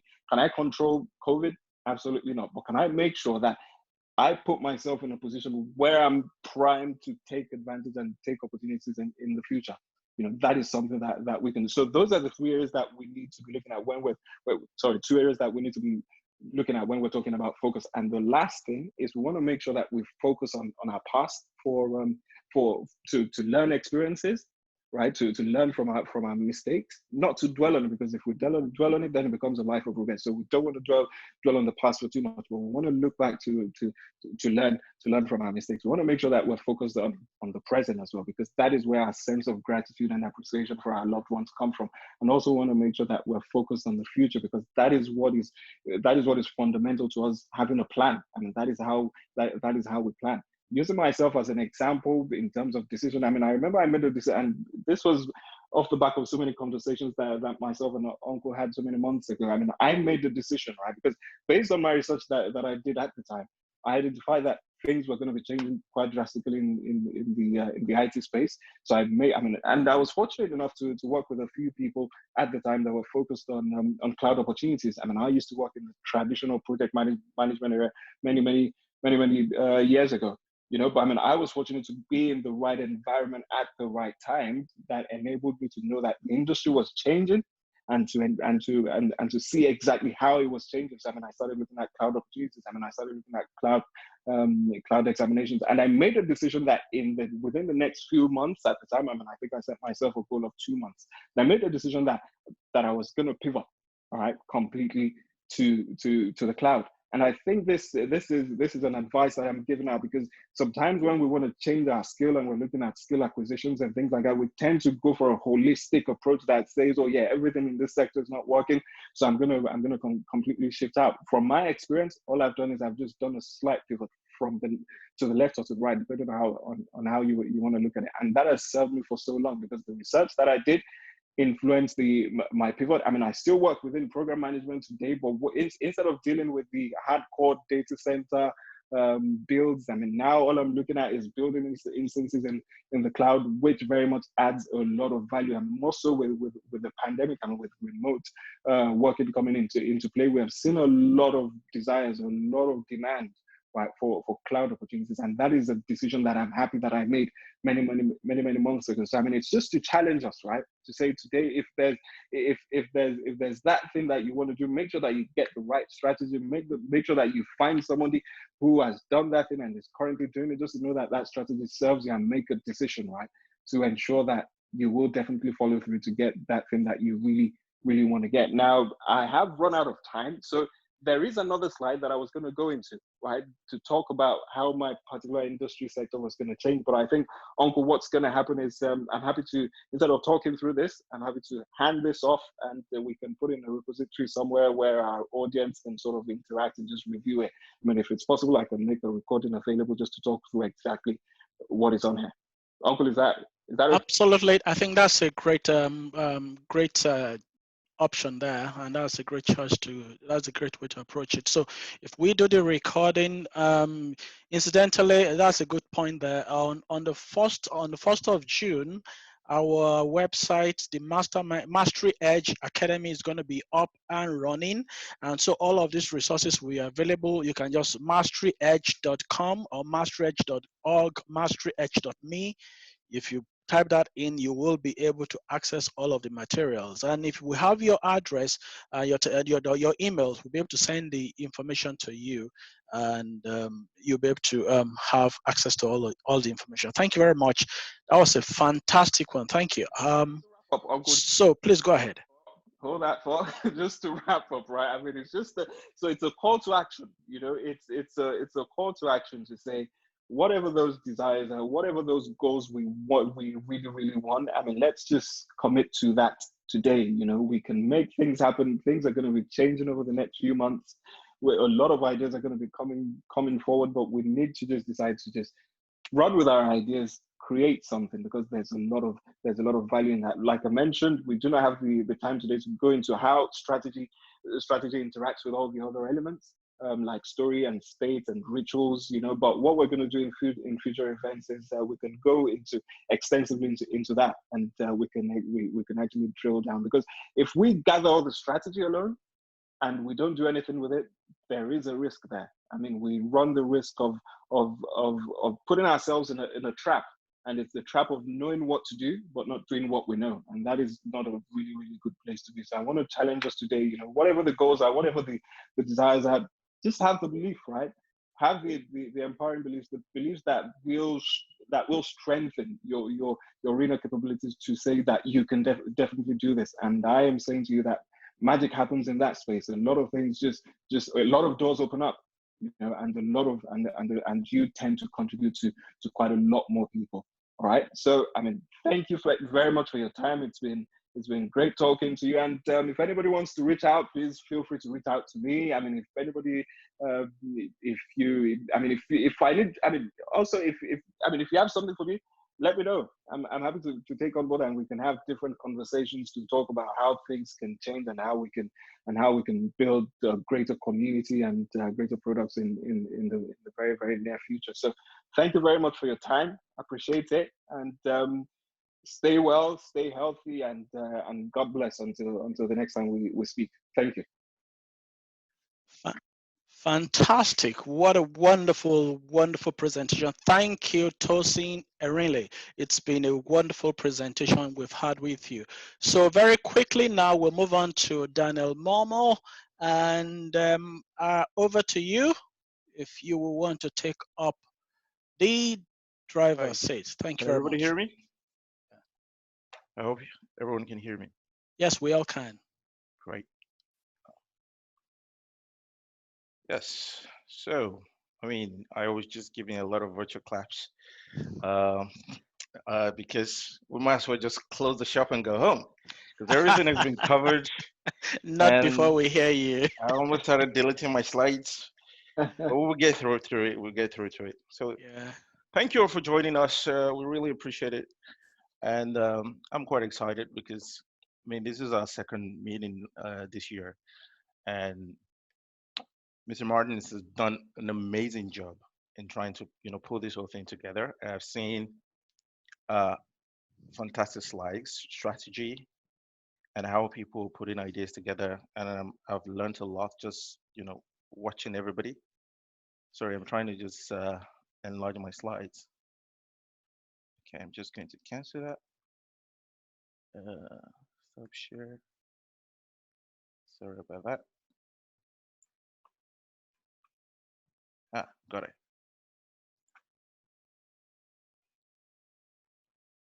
Okay, that's still not coming through, so I'll just use this one here. Ah, brilliant. Yes, so Mr. Martin has covered a whole lot of things, from organizational approach, strategy, management, and I will be taking it from a different place. I will be looking at it from a different angle, specifically organizational thinking, how people within a large organization are sort of are looking at how post 2019 the entire future of work will be defined, how people whose skills are beginning to, will continue to almost be devalued now, um, and how they will progress. So they are looking at it from different strategic approach. HR departments are rethinking this approach. But what has been consistent through, putting these resources together and this materials together is that this is not something that is just happening now. They've actually been thinking about it. And COVID-19 has just marked a reset on how organizations will change its relationship with people. And in some cases, it's actually more like a fast tracking of some of the concepts they've been playing with on how the future of work will be defined, how learning will be, working from home, etc. So, in looking at all the challenges that all this, COVID has created, and how people will have to then rethink where they fit in the grand scheme of things. I'll be looking at the little things we can do, how to seek or maximize opportunities within it, and then adapt to this new way. Because the reality is that work as we know it has changed, and we're going to have to redefine our skills to adjust to it. That being said, in you know, Reverend has already talked about hard skills and soft skills, and I just need to just make a factor of the fact that hard skills show that you're great for a specific job, but soft skills sort of prove that you'd be a great fit anywhere. It's, gone deeper, so I don't need to cover that. Now, here's the interesting part. When we did our presentation of the last session we had in 2019 or 2020, as of January the 18th, this was one of the slides that I used back then, and I talked about skills that would be required for 2020, how people can plan ahead, what they should be thinking, and this uh, was was posted, in our chats, and everybody had it, and so on. Here's the funny thing about this slide: this was created in 2015 or 2016. Now that tells you that skills as of then of what was sort of expected it was going to be has changed, which means that new skills are now expected from employers, that you as a person should then know that, okay, if I'm going to go into a new organization, what are the things that I'm going to put forward? How will I adapt to new ways of working? Because now, if expectations, uh, if how do you meet the expectations of an organization? Maybe if you're working for a large organization, how do you present yourself in such a way that you'll be accepted, you'll be respected, you know, and you're different individuals. Now, what's quite interesting again is that organizations like Mercer have done research pre-COVID-19. And what is quite fascinating is that when they asked the different countries at a very global scale who is ready for the new wave of work that is coming to play. I was thinking, oh, the UK would be top 5, but if you look at this chart, I don't actually think we are top 10. I don't think we're top 10. India came as number 1 in terms of countries that are actually prepared for the new wave. And you can see where America sits, where Canada sits, where France sits, and obviously South Africa made it to top 5, which will surprise a lot of the rivals, Nigerians. And when they drill down to the different sectors in terms of how are they prepared for the next wave, you can see the people in the financial sectors were more prepared, and people in the areas of consumer goods, retail, automotive, they were less prepared. What does that translate into? The reality was pre-pandemic, only 5% of UK population, and I'm using UK because I live here in the UK, were actually prepared in terms of how work would continue.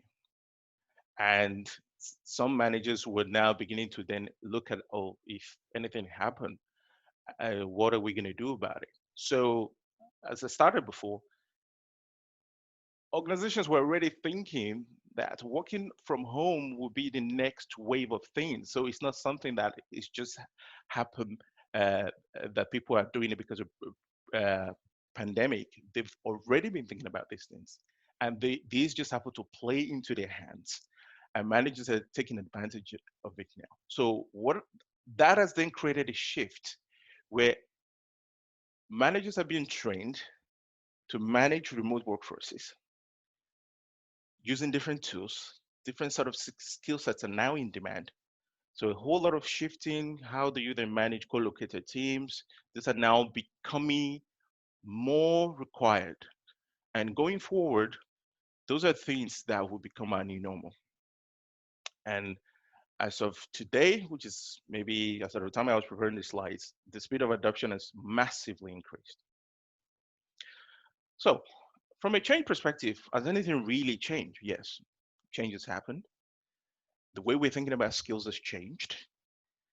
Like different sectors, as of maybe again a few years ago, innovation was ranked like top skills and so on and so forth. People, all sort of data were being pushed out there. People also, were pushing different infographics, and this is the things you need to do, HR. So they created this mismatch of things. There wasn't an alignment in terms of how, what organization was saying, what employees expected, and so on and so forth.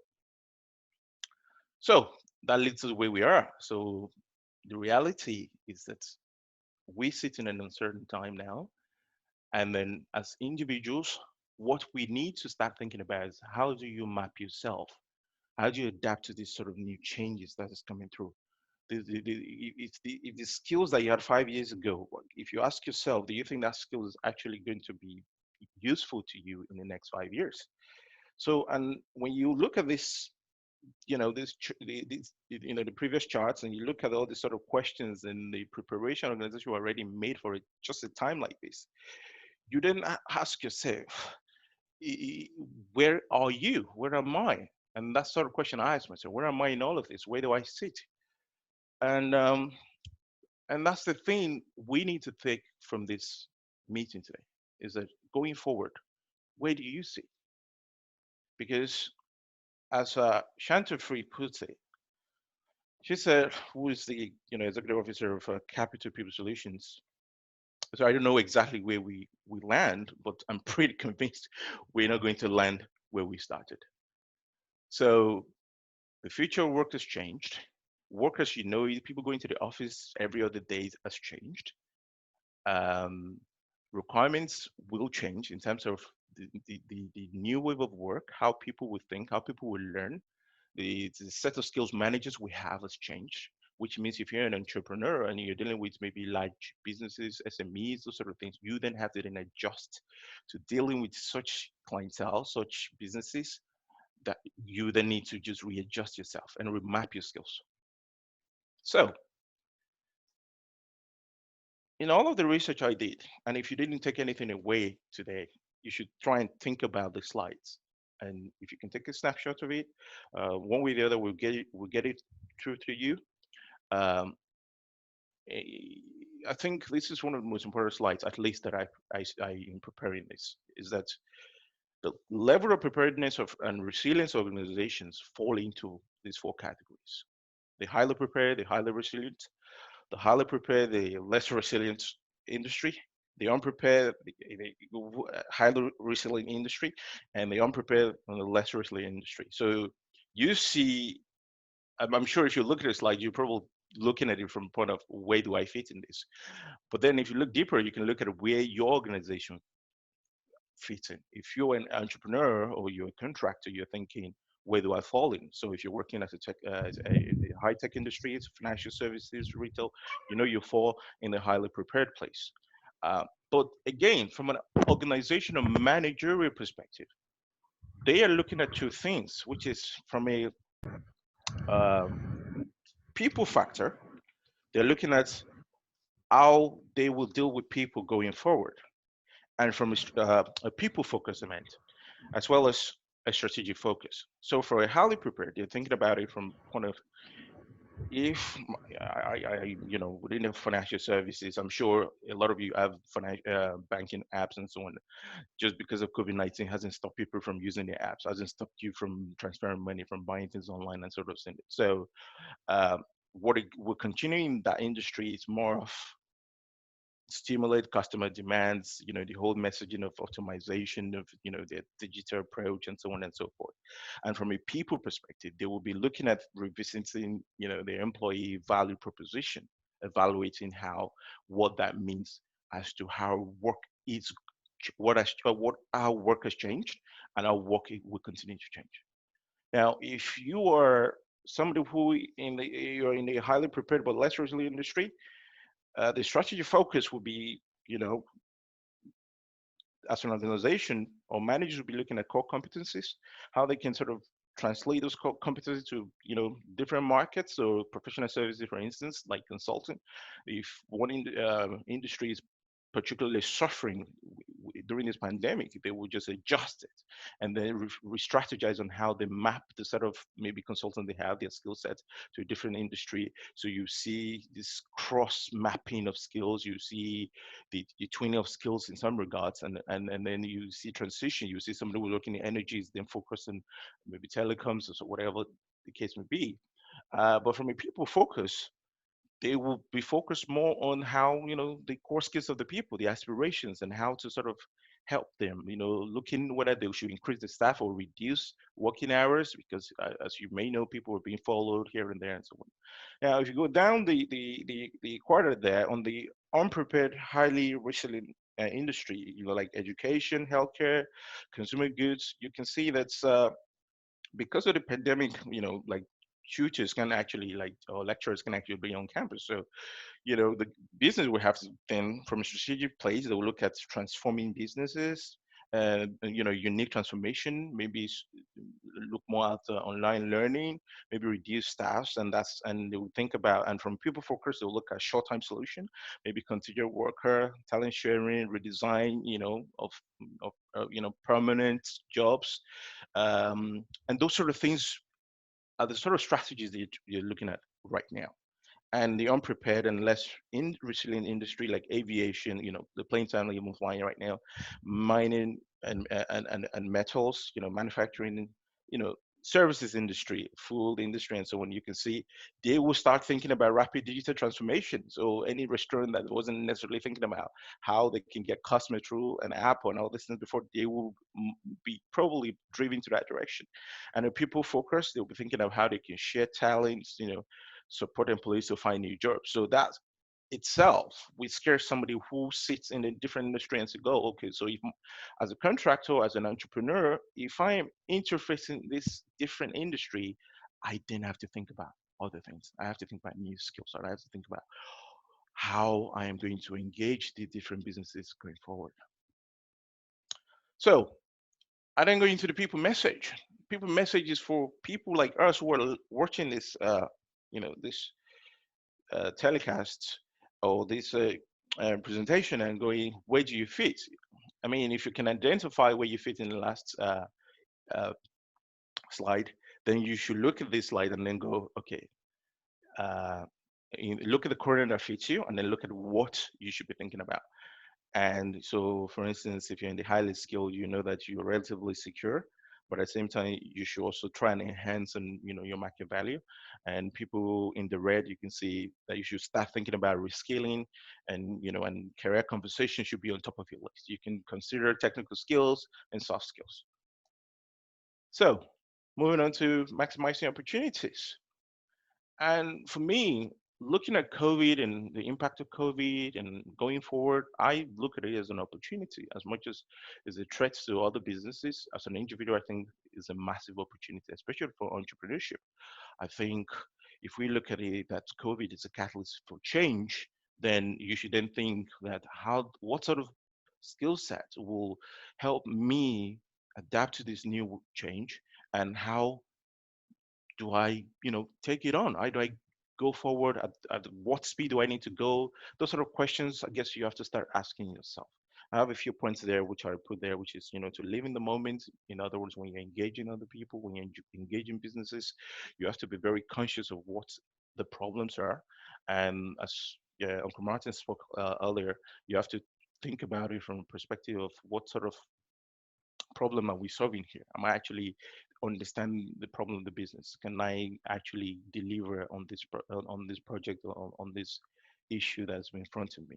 And you have to be very open to the process of self-discovery as well, because you'll be surprised at the amount of people who haven't actually tried other things yet, who can think outside of their skill box.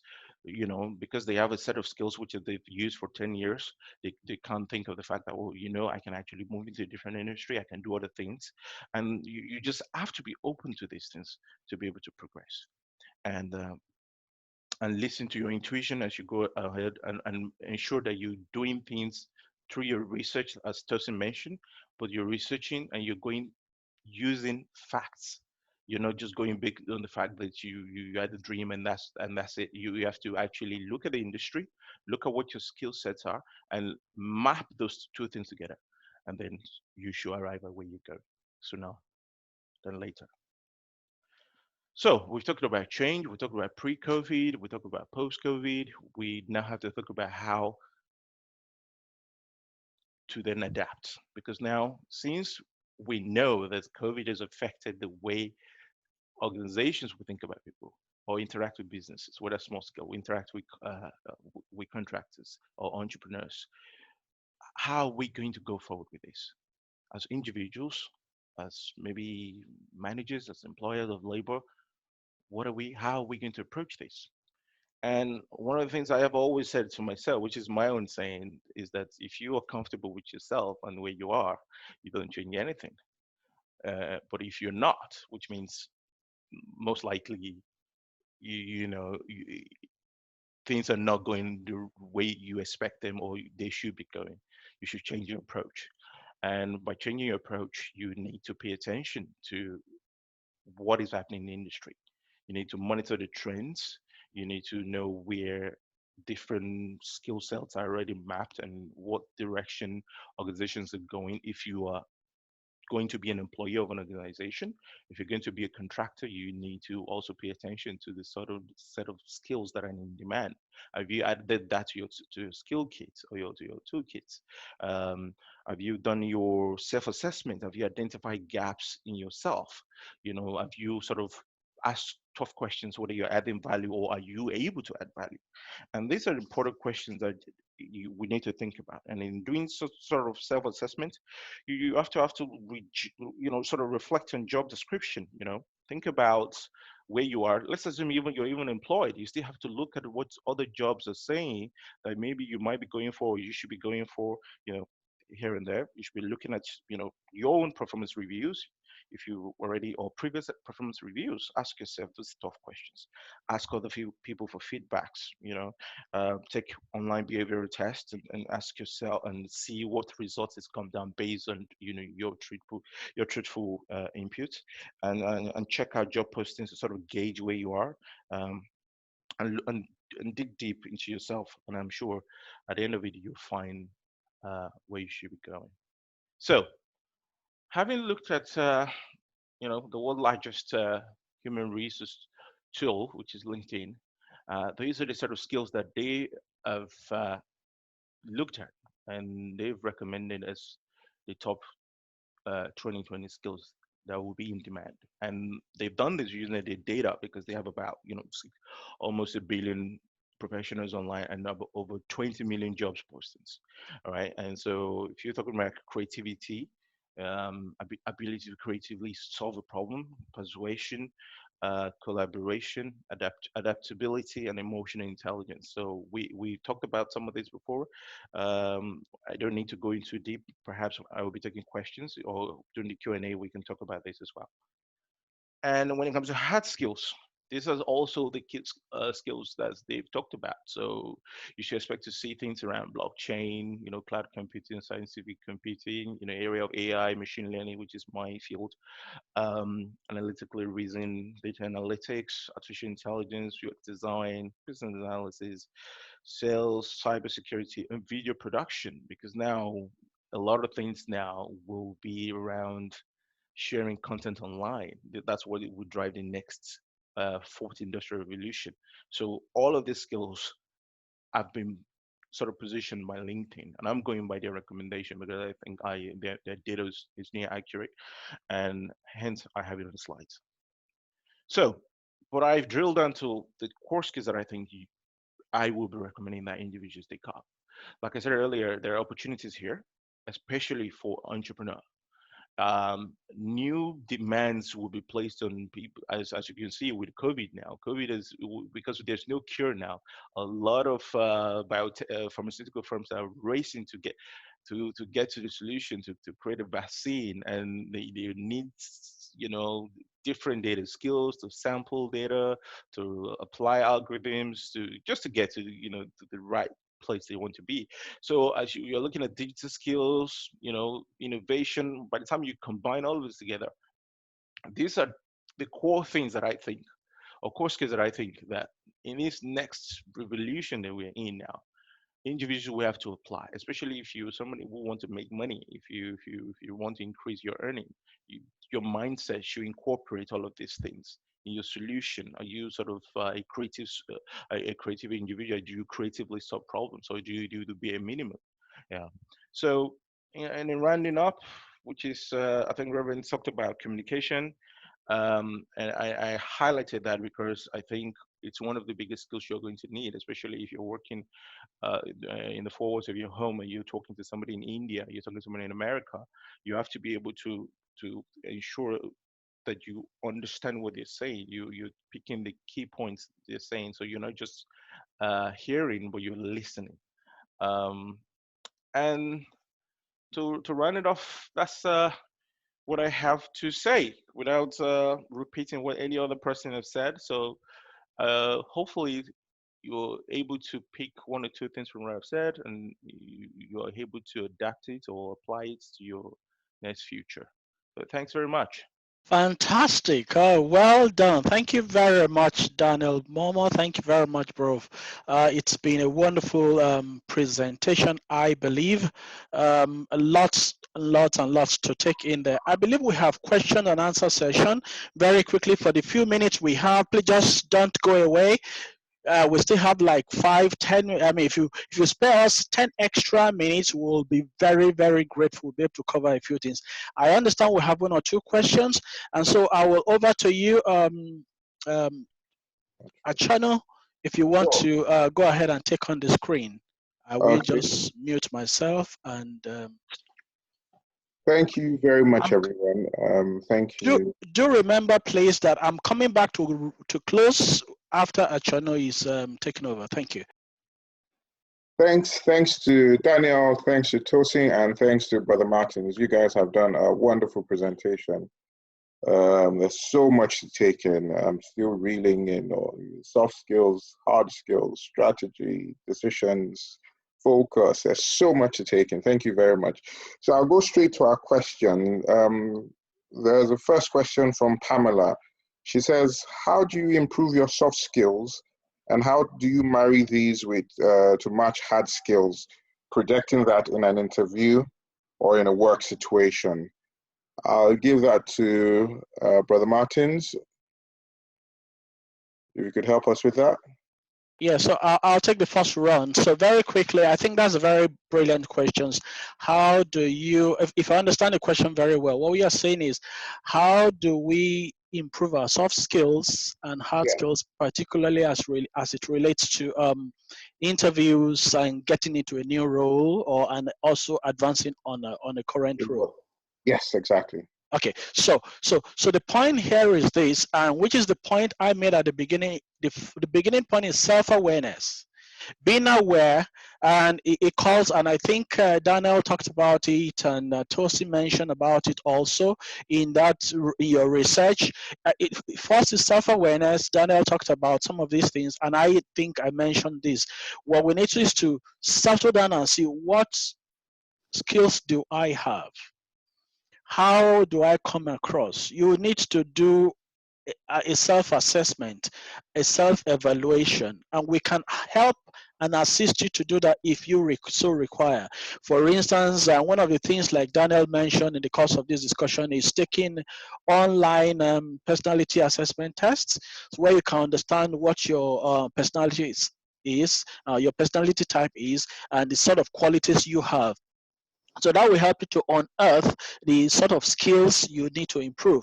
Again, another way to approach it is probably you look at the roles you want to go for, which is what I advocate for. In the course I have developed, the first thing is your big ask.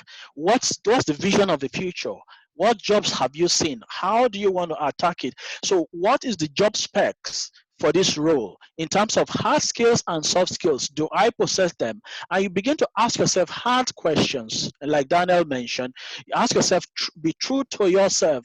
When you face the mirror, you are the one. I'm the one in the mirror. So I tell myself the truth. Other people will not tell me. And so I see where I think I need to improve, where I think I'm not scoring well. And you ask some friends who may be able to be truthful with you without critically hurting you, and then they tell you what you think they think you need to improve.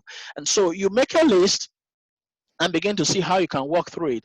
Then again, you walk through your story. I mean, what's the story you are telling yourself?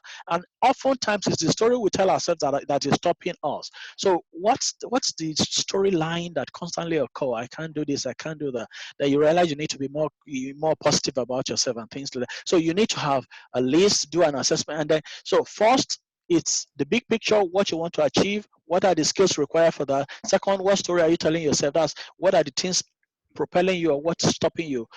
Thirdly, it is what I call the skill gaps. So then from what you want to achieve and what you currently have in your skills, what are the gaps and how do you need to align what you currently have? You might have some of those skills. You need to just pivot it like that, like Tosin said. It's not just going off the tangent and starting all over afresh and new. You just pivot and put your skills into a new area and to bridge that gap.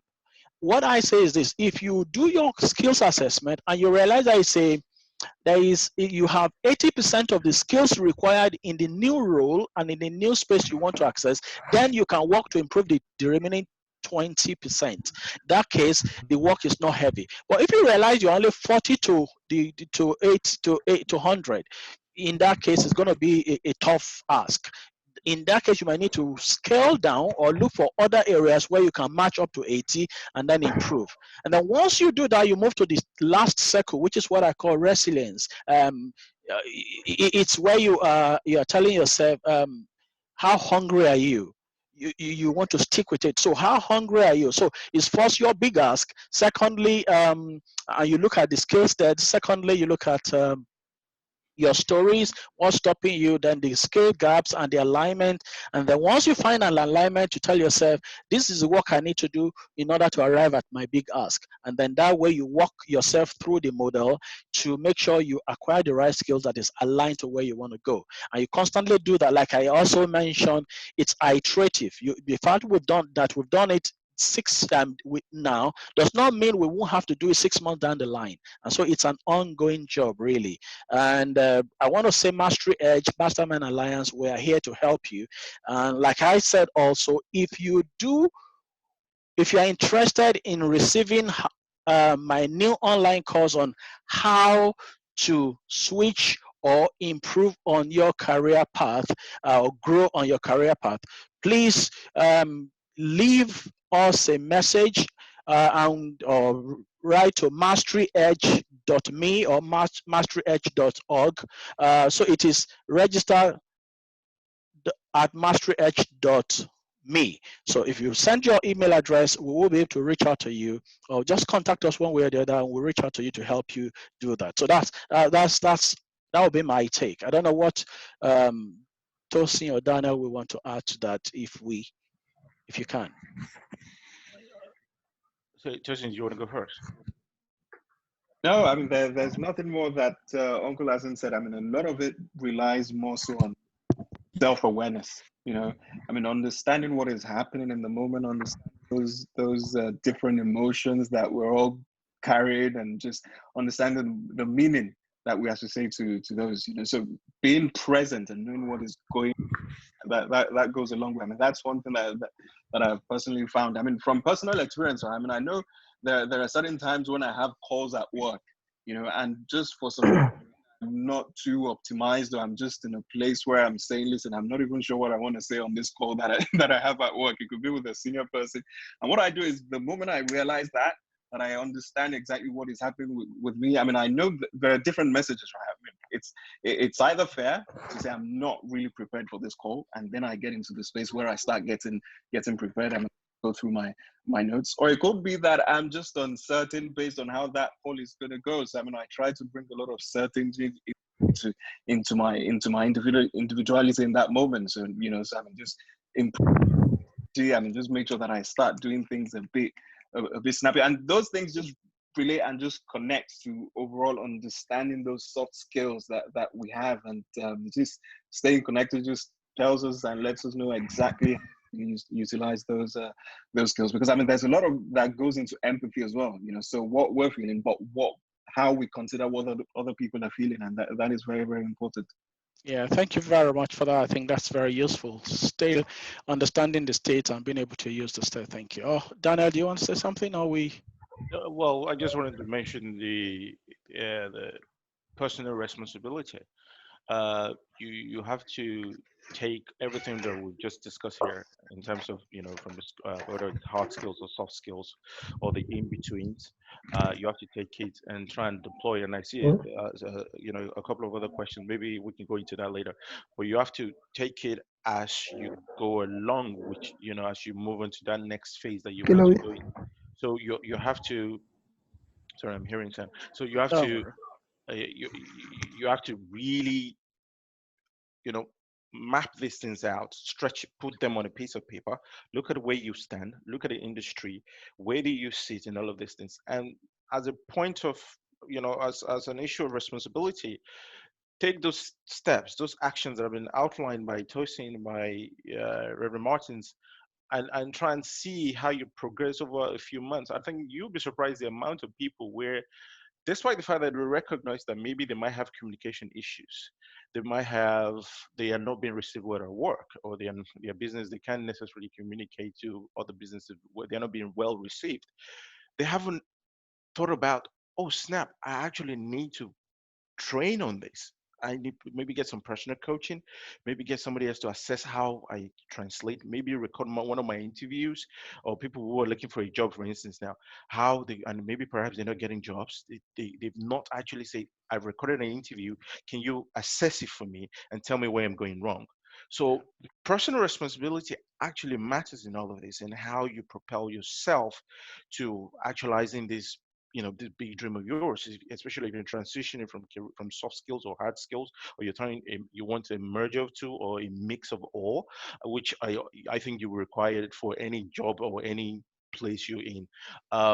Yeah, I think that matters a lot. Of course, emotional intelligence will help, because your ability to gauge people's emotions, applying empathy, knowing when to pause yourself, knowing when to ask questions, knowing when to not say anything, knowing when to keep your mouth quiet in a meeting, as opposed to just speaking just to hear your own voice, that sort of thing. So these are really important things that nobody will ever teach you if you don't have that self-reflection mirror in front of you and ask yourself those hard questions. Thank you very much. Um, Taking on responsibility and being responsible and being aware. I think that is why we all are here. And brilliant conclusion there. Thank you very much. So over to you, Ochano. Please, do we have? Daniel, sorry. Go ahead. Okay, go ahead. No, just on just to add to what Daniel said, on the topic of self-reflection, I think the easiest way we can get prepared for any interview, right? Like many people I'm sure know about, is to just record it. These days we have cameras everywhere. There are cameras, you can do video links, and you can just, when you're preparing, just record yourself and watch it back. And based on that, you will get a lot of insight as to how you're acting in the moment, and what things are shaped, what things you're moving. Maybe it's your head that is moving, or if it's your hands, or if it's your, whatever it is, right? I mean, Yeah, great. the moment there. Thank you very much. So Ochano, go ahead. Thanks, Tosin. Thank you, Tosin, for that. Yeah. Thanks, Tosin and Daniel. Yes, record yourself. I've done it before, and it works. So the next question is from Emmanuel. He's asking, how do you approach changing skills from hard to soft in respect of skills that require time to change? How do you manage the time transition? It's also very related to another question from Monday. I think Monday is asking the same question, but it's pretty much in a mining field. So I think it's managing that transition. If I understand the questions well, it's managing that transition, the soft and the hard skills, the time it takes, and also what happens in other areas. Because I think there's I might be wrong here, but there's an emphasis on the tech area. So there are people on this call who come from other areas, and yes, the soft skills are all round, but those who are not in the techie field, or who are not in the IT space, that we would want to, we want to pick a lot from this conversation. Okay. Shall I start? Daniel, please go ahead. Okay. Go ahead, yeah. So I have a couple of ideas about this. So I have a background in technology, computing, finance, and so I've sort of have to move industries from energy, to consulting to energy to different places. Now I'm in a publishing analytics company. The reality is that when you start a career, when you start a job, right, you're not going to have all the skills that you need. That's just True. You're not going to have all the skills that you need. You're going to have some semblance of the skills that is required in the job. You probably will have to lie through. I'm not saying you should lie, but you You, probably you we wing it, you you wing wing it it through through. through interviews, and I'm sure everybody's laughing because we probably have to do it, occasionally. But the reality is that you don't stop there. You continue going forward, and you continue, uh, mapping this, doing this, sort of self mapping, and seeing where the industry is going. Where I can tell you about any industry. It's like I saw Monday's questions, and I have ideas about mining because I was trying to sort of do some business around minerals. That's a separate thing. And so for you to, if you're transitioning, I mean, I can't necessarily give an example where you transition from hard skills unless maybe you stop programming, and Yeah, you start maybe as a project manager. uh, you're still going to need an understanding of your hard skills.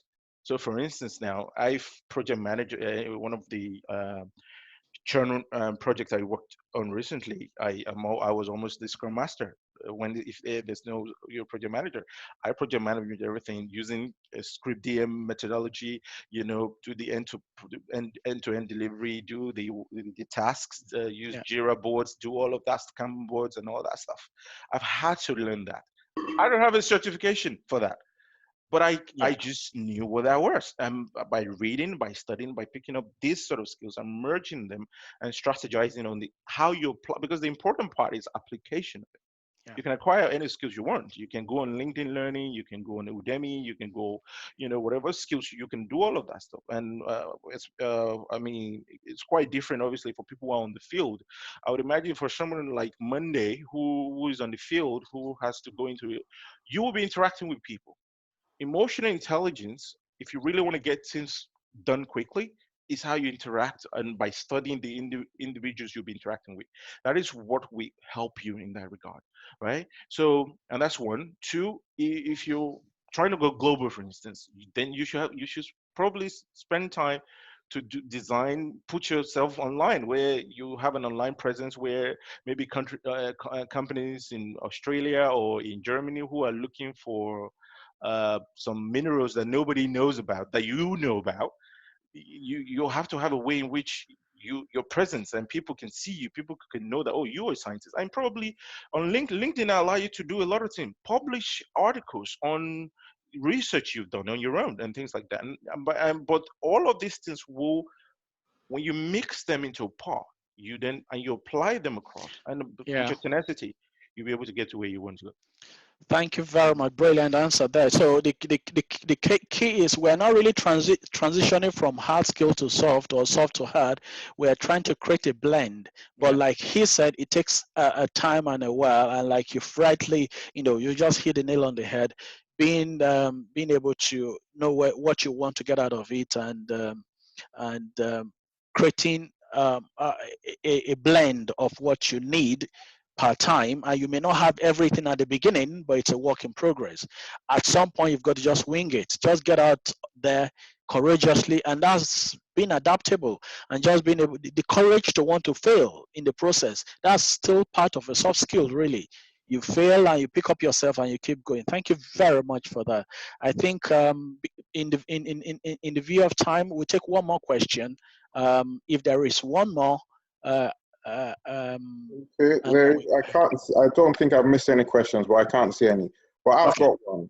So my question is, at the moment, so a lot of us will have younger ones or our children who will be coming into the workforce pretty soon.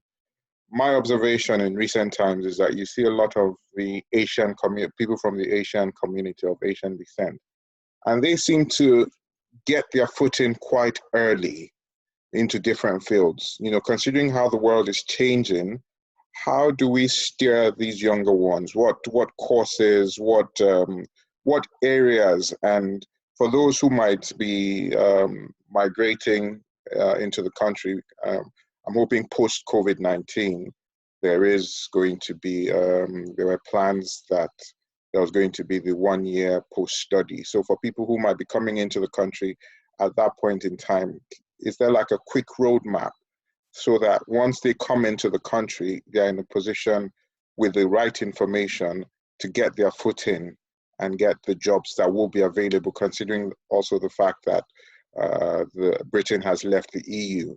So basically strategizing for the next generation as we strategize for ourselves. So thank you very much for that wonderful question. I like Tosin to take a 1 minute go at it, and Daniel to take another 1 minute go at it, and probably I hope we will be able to 1 or 2 minutes. But I can see thumbs up saying this is a fantastic question. So maybe we'll do 2 minutes. So we will not be keeping people for longer than not normal. So Tosin, Daniel, who wants to go first? Daniel, Tosin? Tosin, you want to go first? Yeah, absolutely. So I think my perspective on that is, I think the different initiatives that we have available that can support will play a big part. So initiatives like this community, right? Just more so that when people come in, there is that existing community that they can subscribe to, that they can ask so many questions and they can get instant feedback.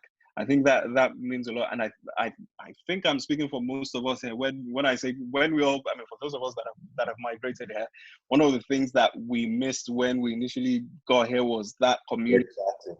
Throw questions at that you could just ask things on the fly. You know, I mean, just having people that are available, that will make themselves available. And I think that's the purpose of communities like this, you know, to make sure that we come together, we're there to support each other.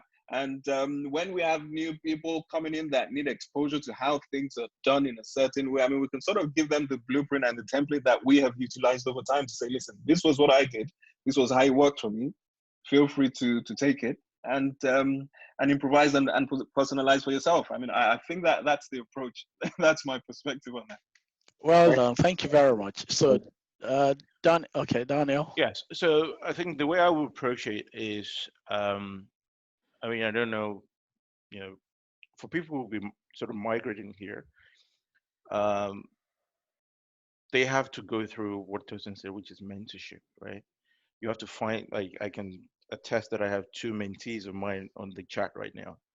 And that's because they're trying to transition from one career to the other, and they sort of recognize, okay, that I have the skills at least, or I have the coaching skills to help them through it, and we sort of collaborate in that sense. So they have to come in and recognize that, okay, obviously as the transition continues, there are specific set of skills that they need. One of them that I think is not going anywhere soon is digital skills, especially data analytics skills and things like that. How companies, we're in a day of big data now.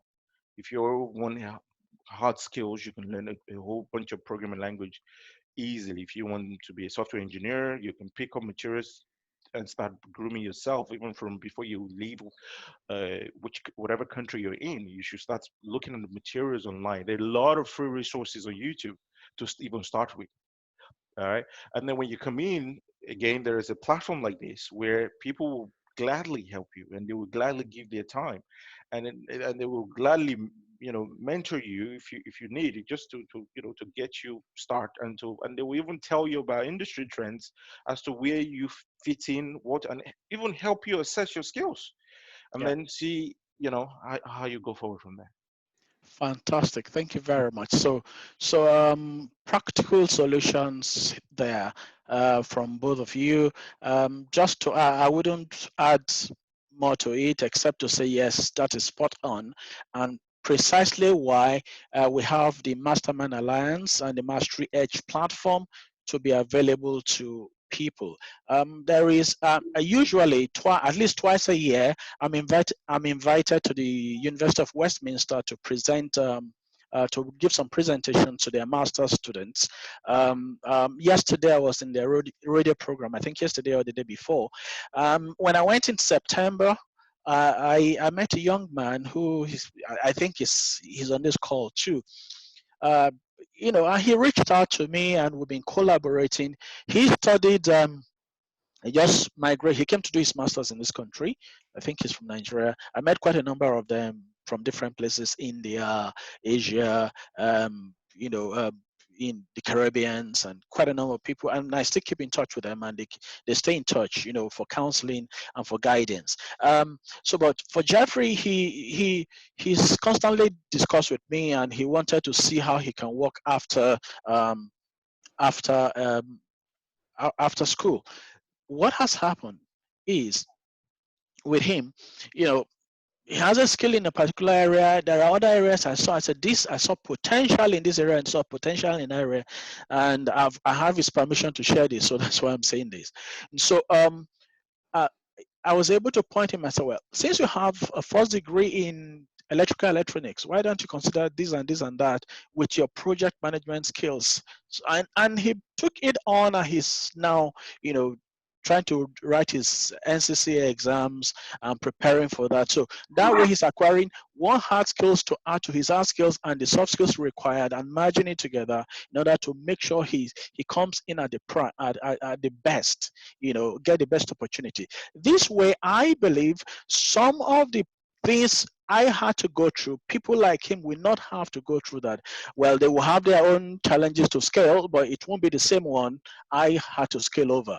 And I believe that's why we have this community, and we will be glad and we'll be happy and available, ready to give a helping hand and a cheering heart to anyone who will want such opportunity. So thank you everyone for coming on board. I said at the beginning that if you stayed at it to the end, I will be sending you a free book that I wrote a while ago. It's called Done. Getting more done in less time. So it's a book about productivity. So I'm going to be sending that across to your email box, and you will be able to have the book. Also, there is a new online course, how to switch or grow your career successfully. I will be hosting that 1st of June, and also our platform Mastery Edge is going to be up on the 1st of June. Resources and all these discussions will be coming up there. The essence of this platform is to create a community of people who want to go ahead and progress and make the best of their life in professionally, career, in their calling and their core relationships. So we do not just talk career, we talk relationship, we talk spirituality also. As you will have heard, somebody has said reverend. Well, I'm also a pastor, I'm a shepherd in some way. So but here we want to see how we can improve the totality of the man. We believe there is a need for us to speak into the life of our men so they can be the best for our families and for our women and for our world. I think there's a dearth and there's a gap in that area. That's why we want to fill that in the Mastermind Alliance for Men. It does not mean all we're going to do will be all for men. We have ladies in the house today, and thumbs up for all of our ladies. Thank you very much for giving us your moral support, and thank you for being here. It's just that we realize that for ladies, there are a lot of programs they go for. They are very intuitive, they're very aware, and they do what they need to do to improve themselves. But for men, I think thumbs up to our men, and I think we just need a community where we can come together and share our hearts and even sometimes our pain. They say men shouldn't cry, but here we can bear to our emotions sometimes, and then just offer support. That's why we're here. And so in some of our events, it will be exclusively for men. That's when we would not be admitting, for instance, we want to talk about relationship and things like that. We might just make it as an exclusive meeting. But in some of other meetings, it's going to be open to just men and the ladies they love and the ladies who love them. So that's how it works. Thank you very much for your patience. And for most of us, we've stayed till the very end. We are indeed very grateful. Some of my great friends, I could see you, and some people who I have not met in years across. We have people from Ghana. We have people from, from different cities across Europe, from Nigeria, and thank you very much. And I dare say our pastor from Nigeria, Reverend Kenneth Arunde is a computer scientist also himself in his own right. He's also on the call. In the subsequent meeting, he's going to be speaking to us also. Pastor Francis Ubeku, Daily Declarations, thank you very much. I think we're going to be having him next. Please watch out for this space and spread the word. Keep spreading the word and tell people how great it's been. If there's something you did not like, just send us a text message. But if there's something you love about this, spread it to the high heavens and spread it to everyone in the world. Share this on your social media feeds, on your Facebook, on your Twitter handle, on your Instagram page, and on your LinkedIn page, and just let people know this happened. Thank you very much, and have the best of times. Greater days are ahead of you, and I believe you will be keeping safe and staying well. Thank you very much, and bye for now. You may turn on your cameras if you want and just wave to everybody.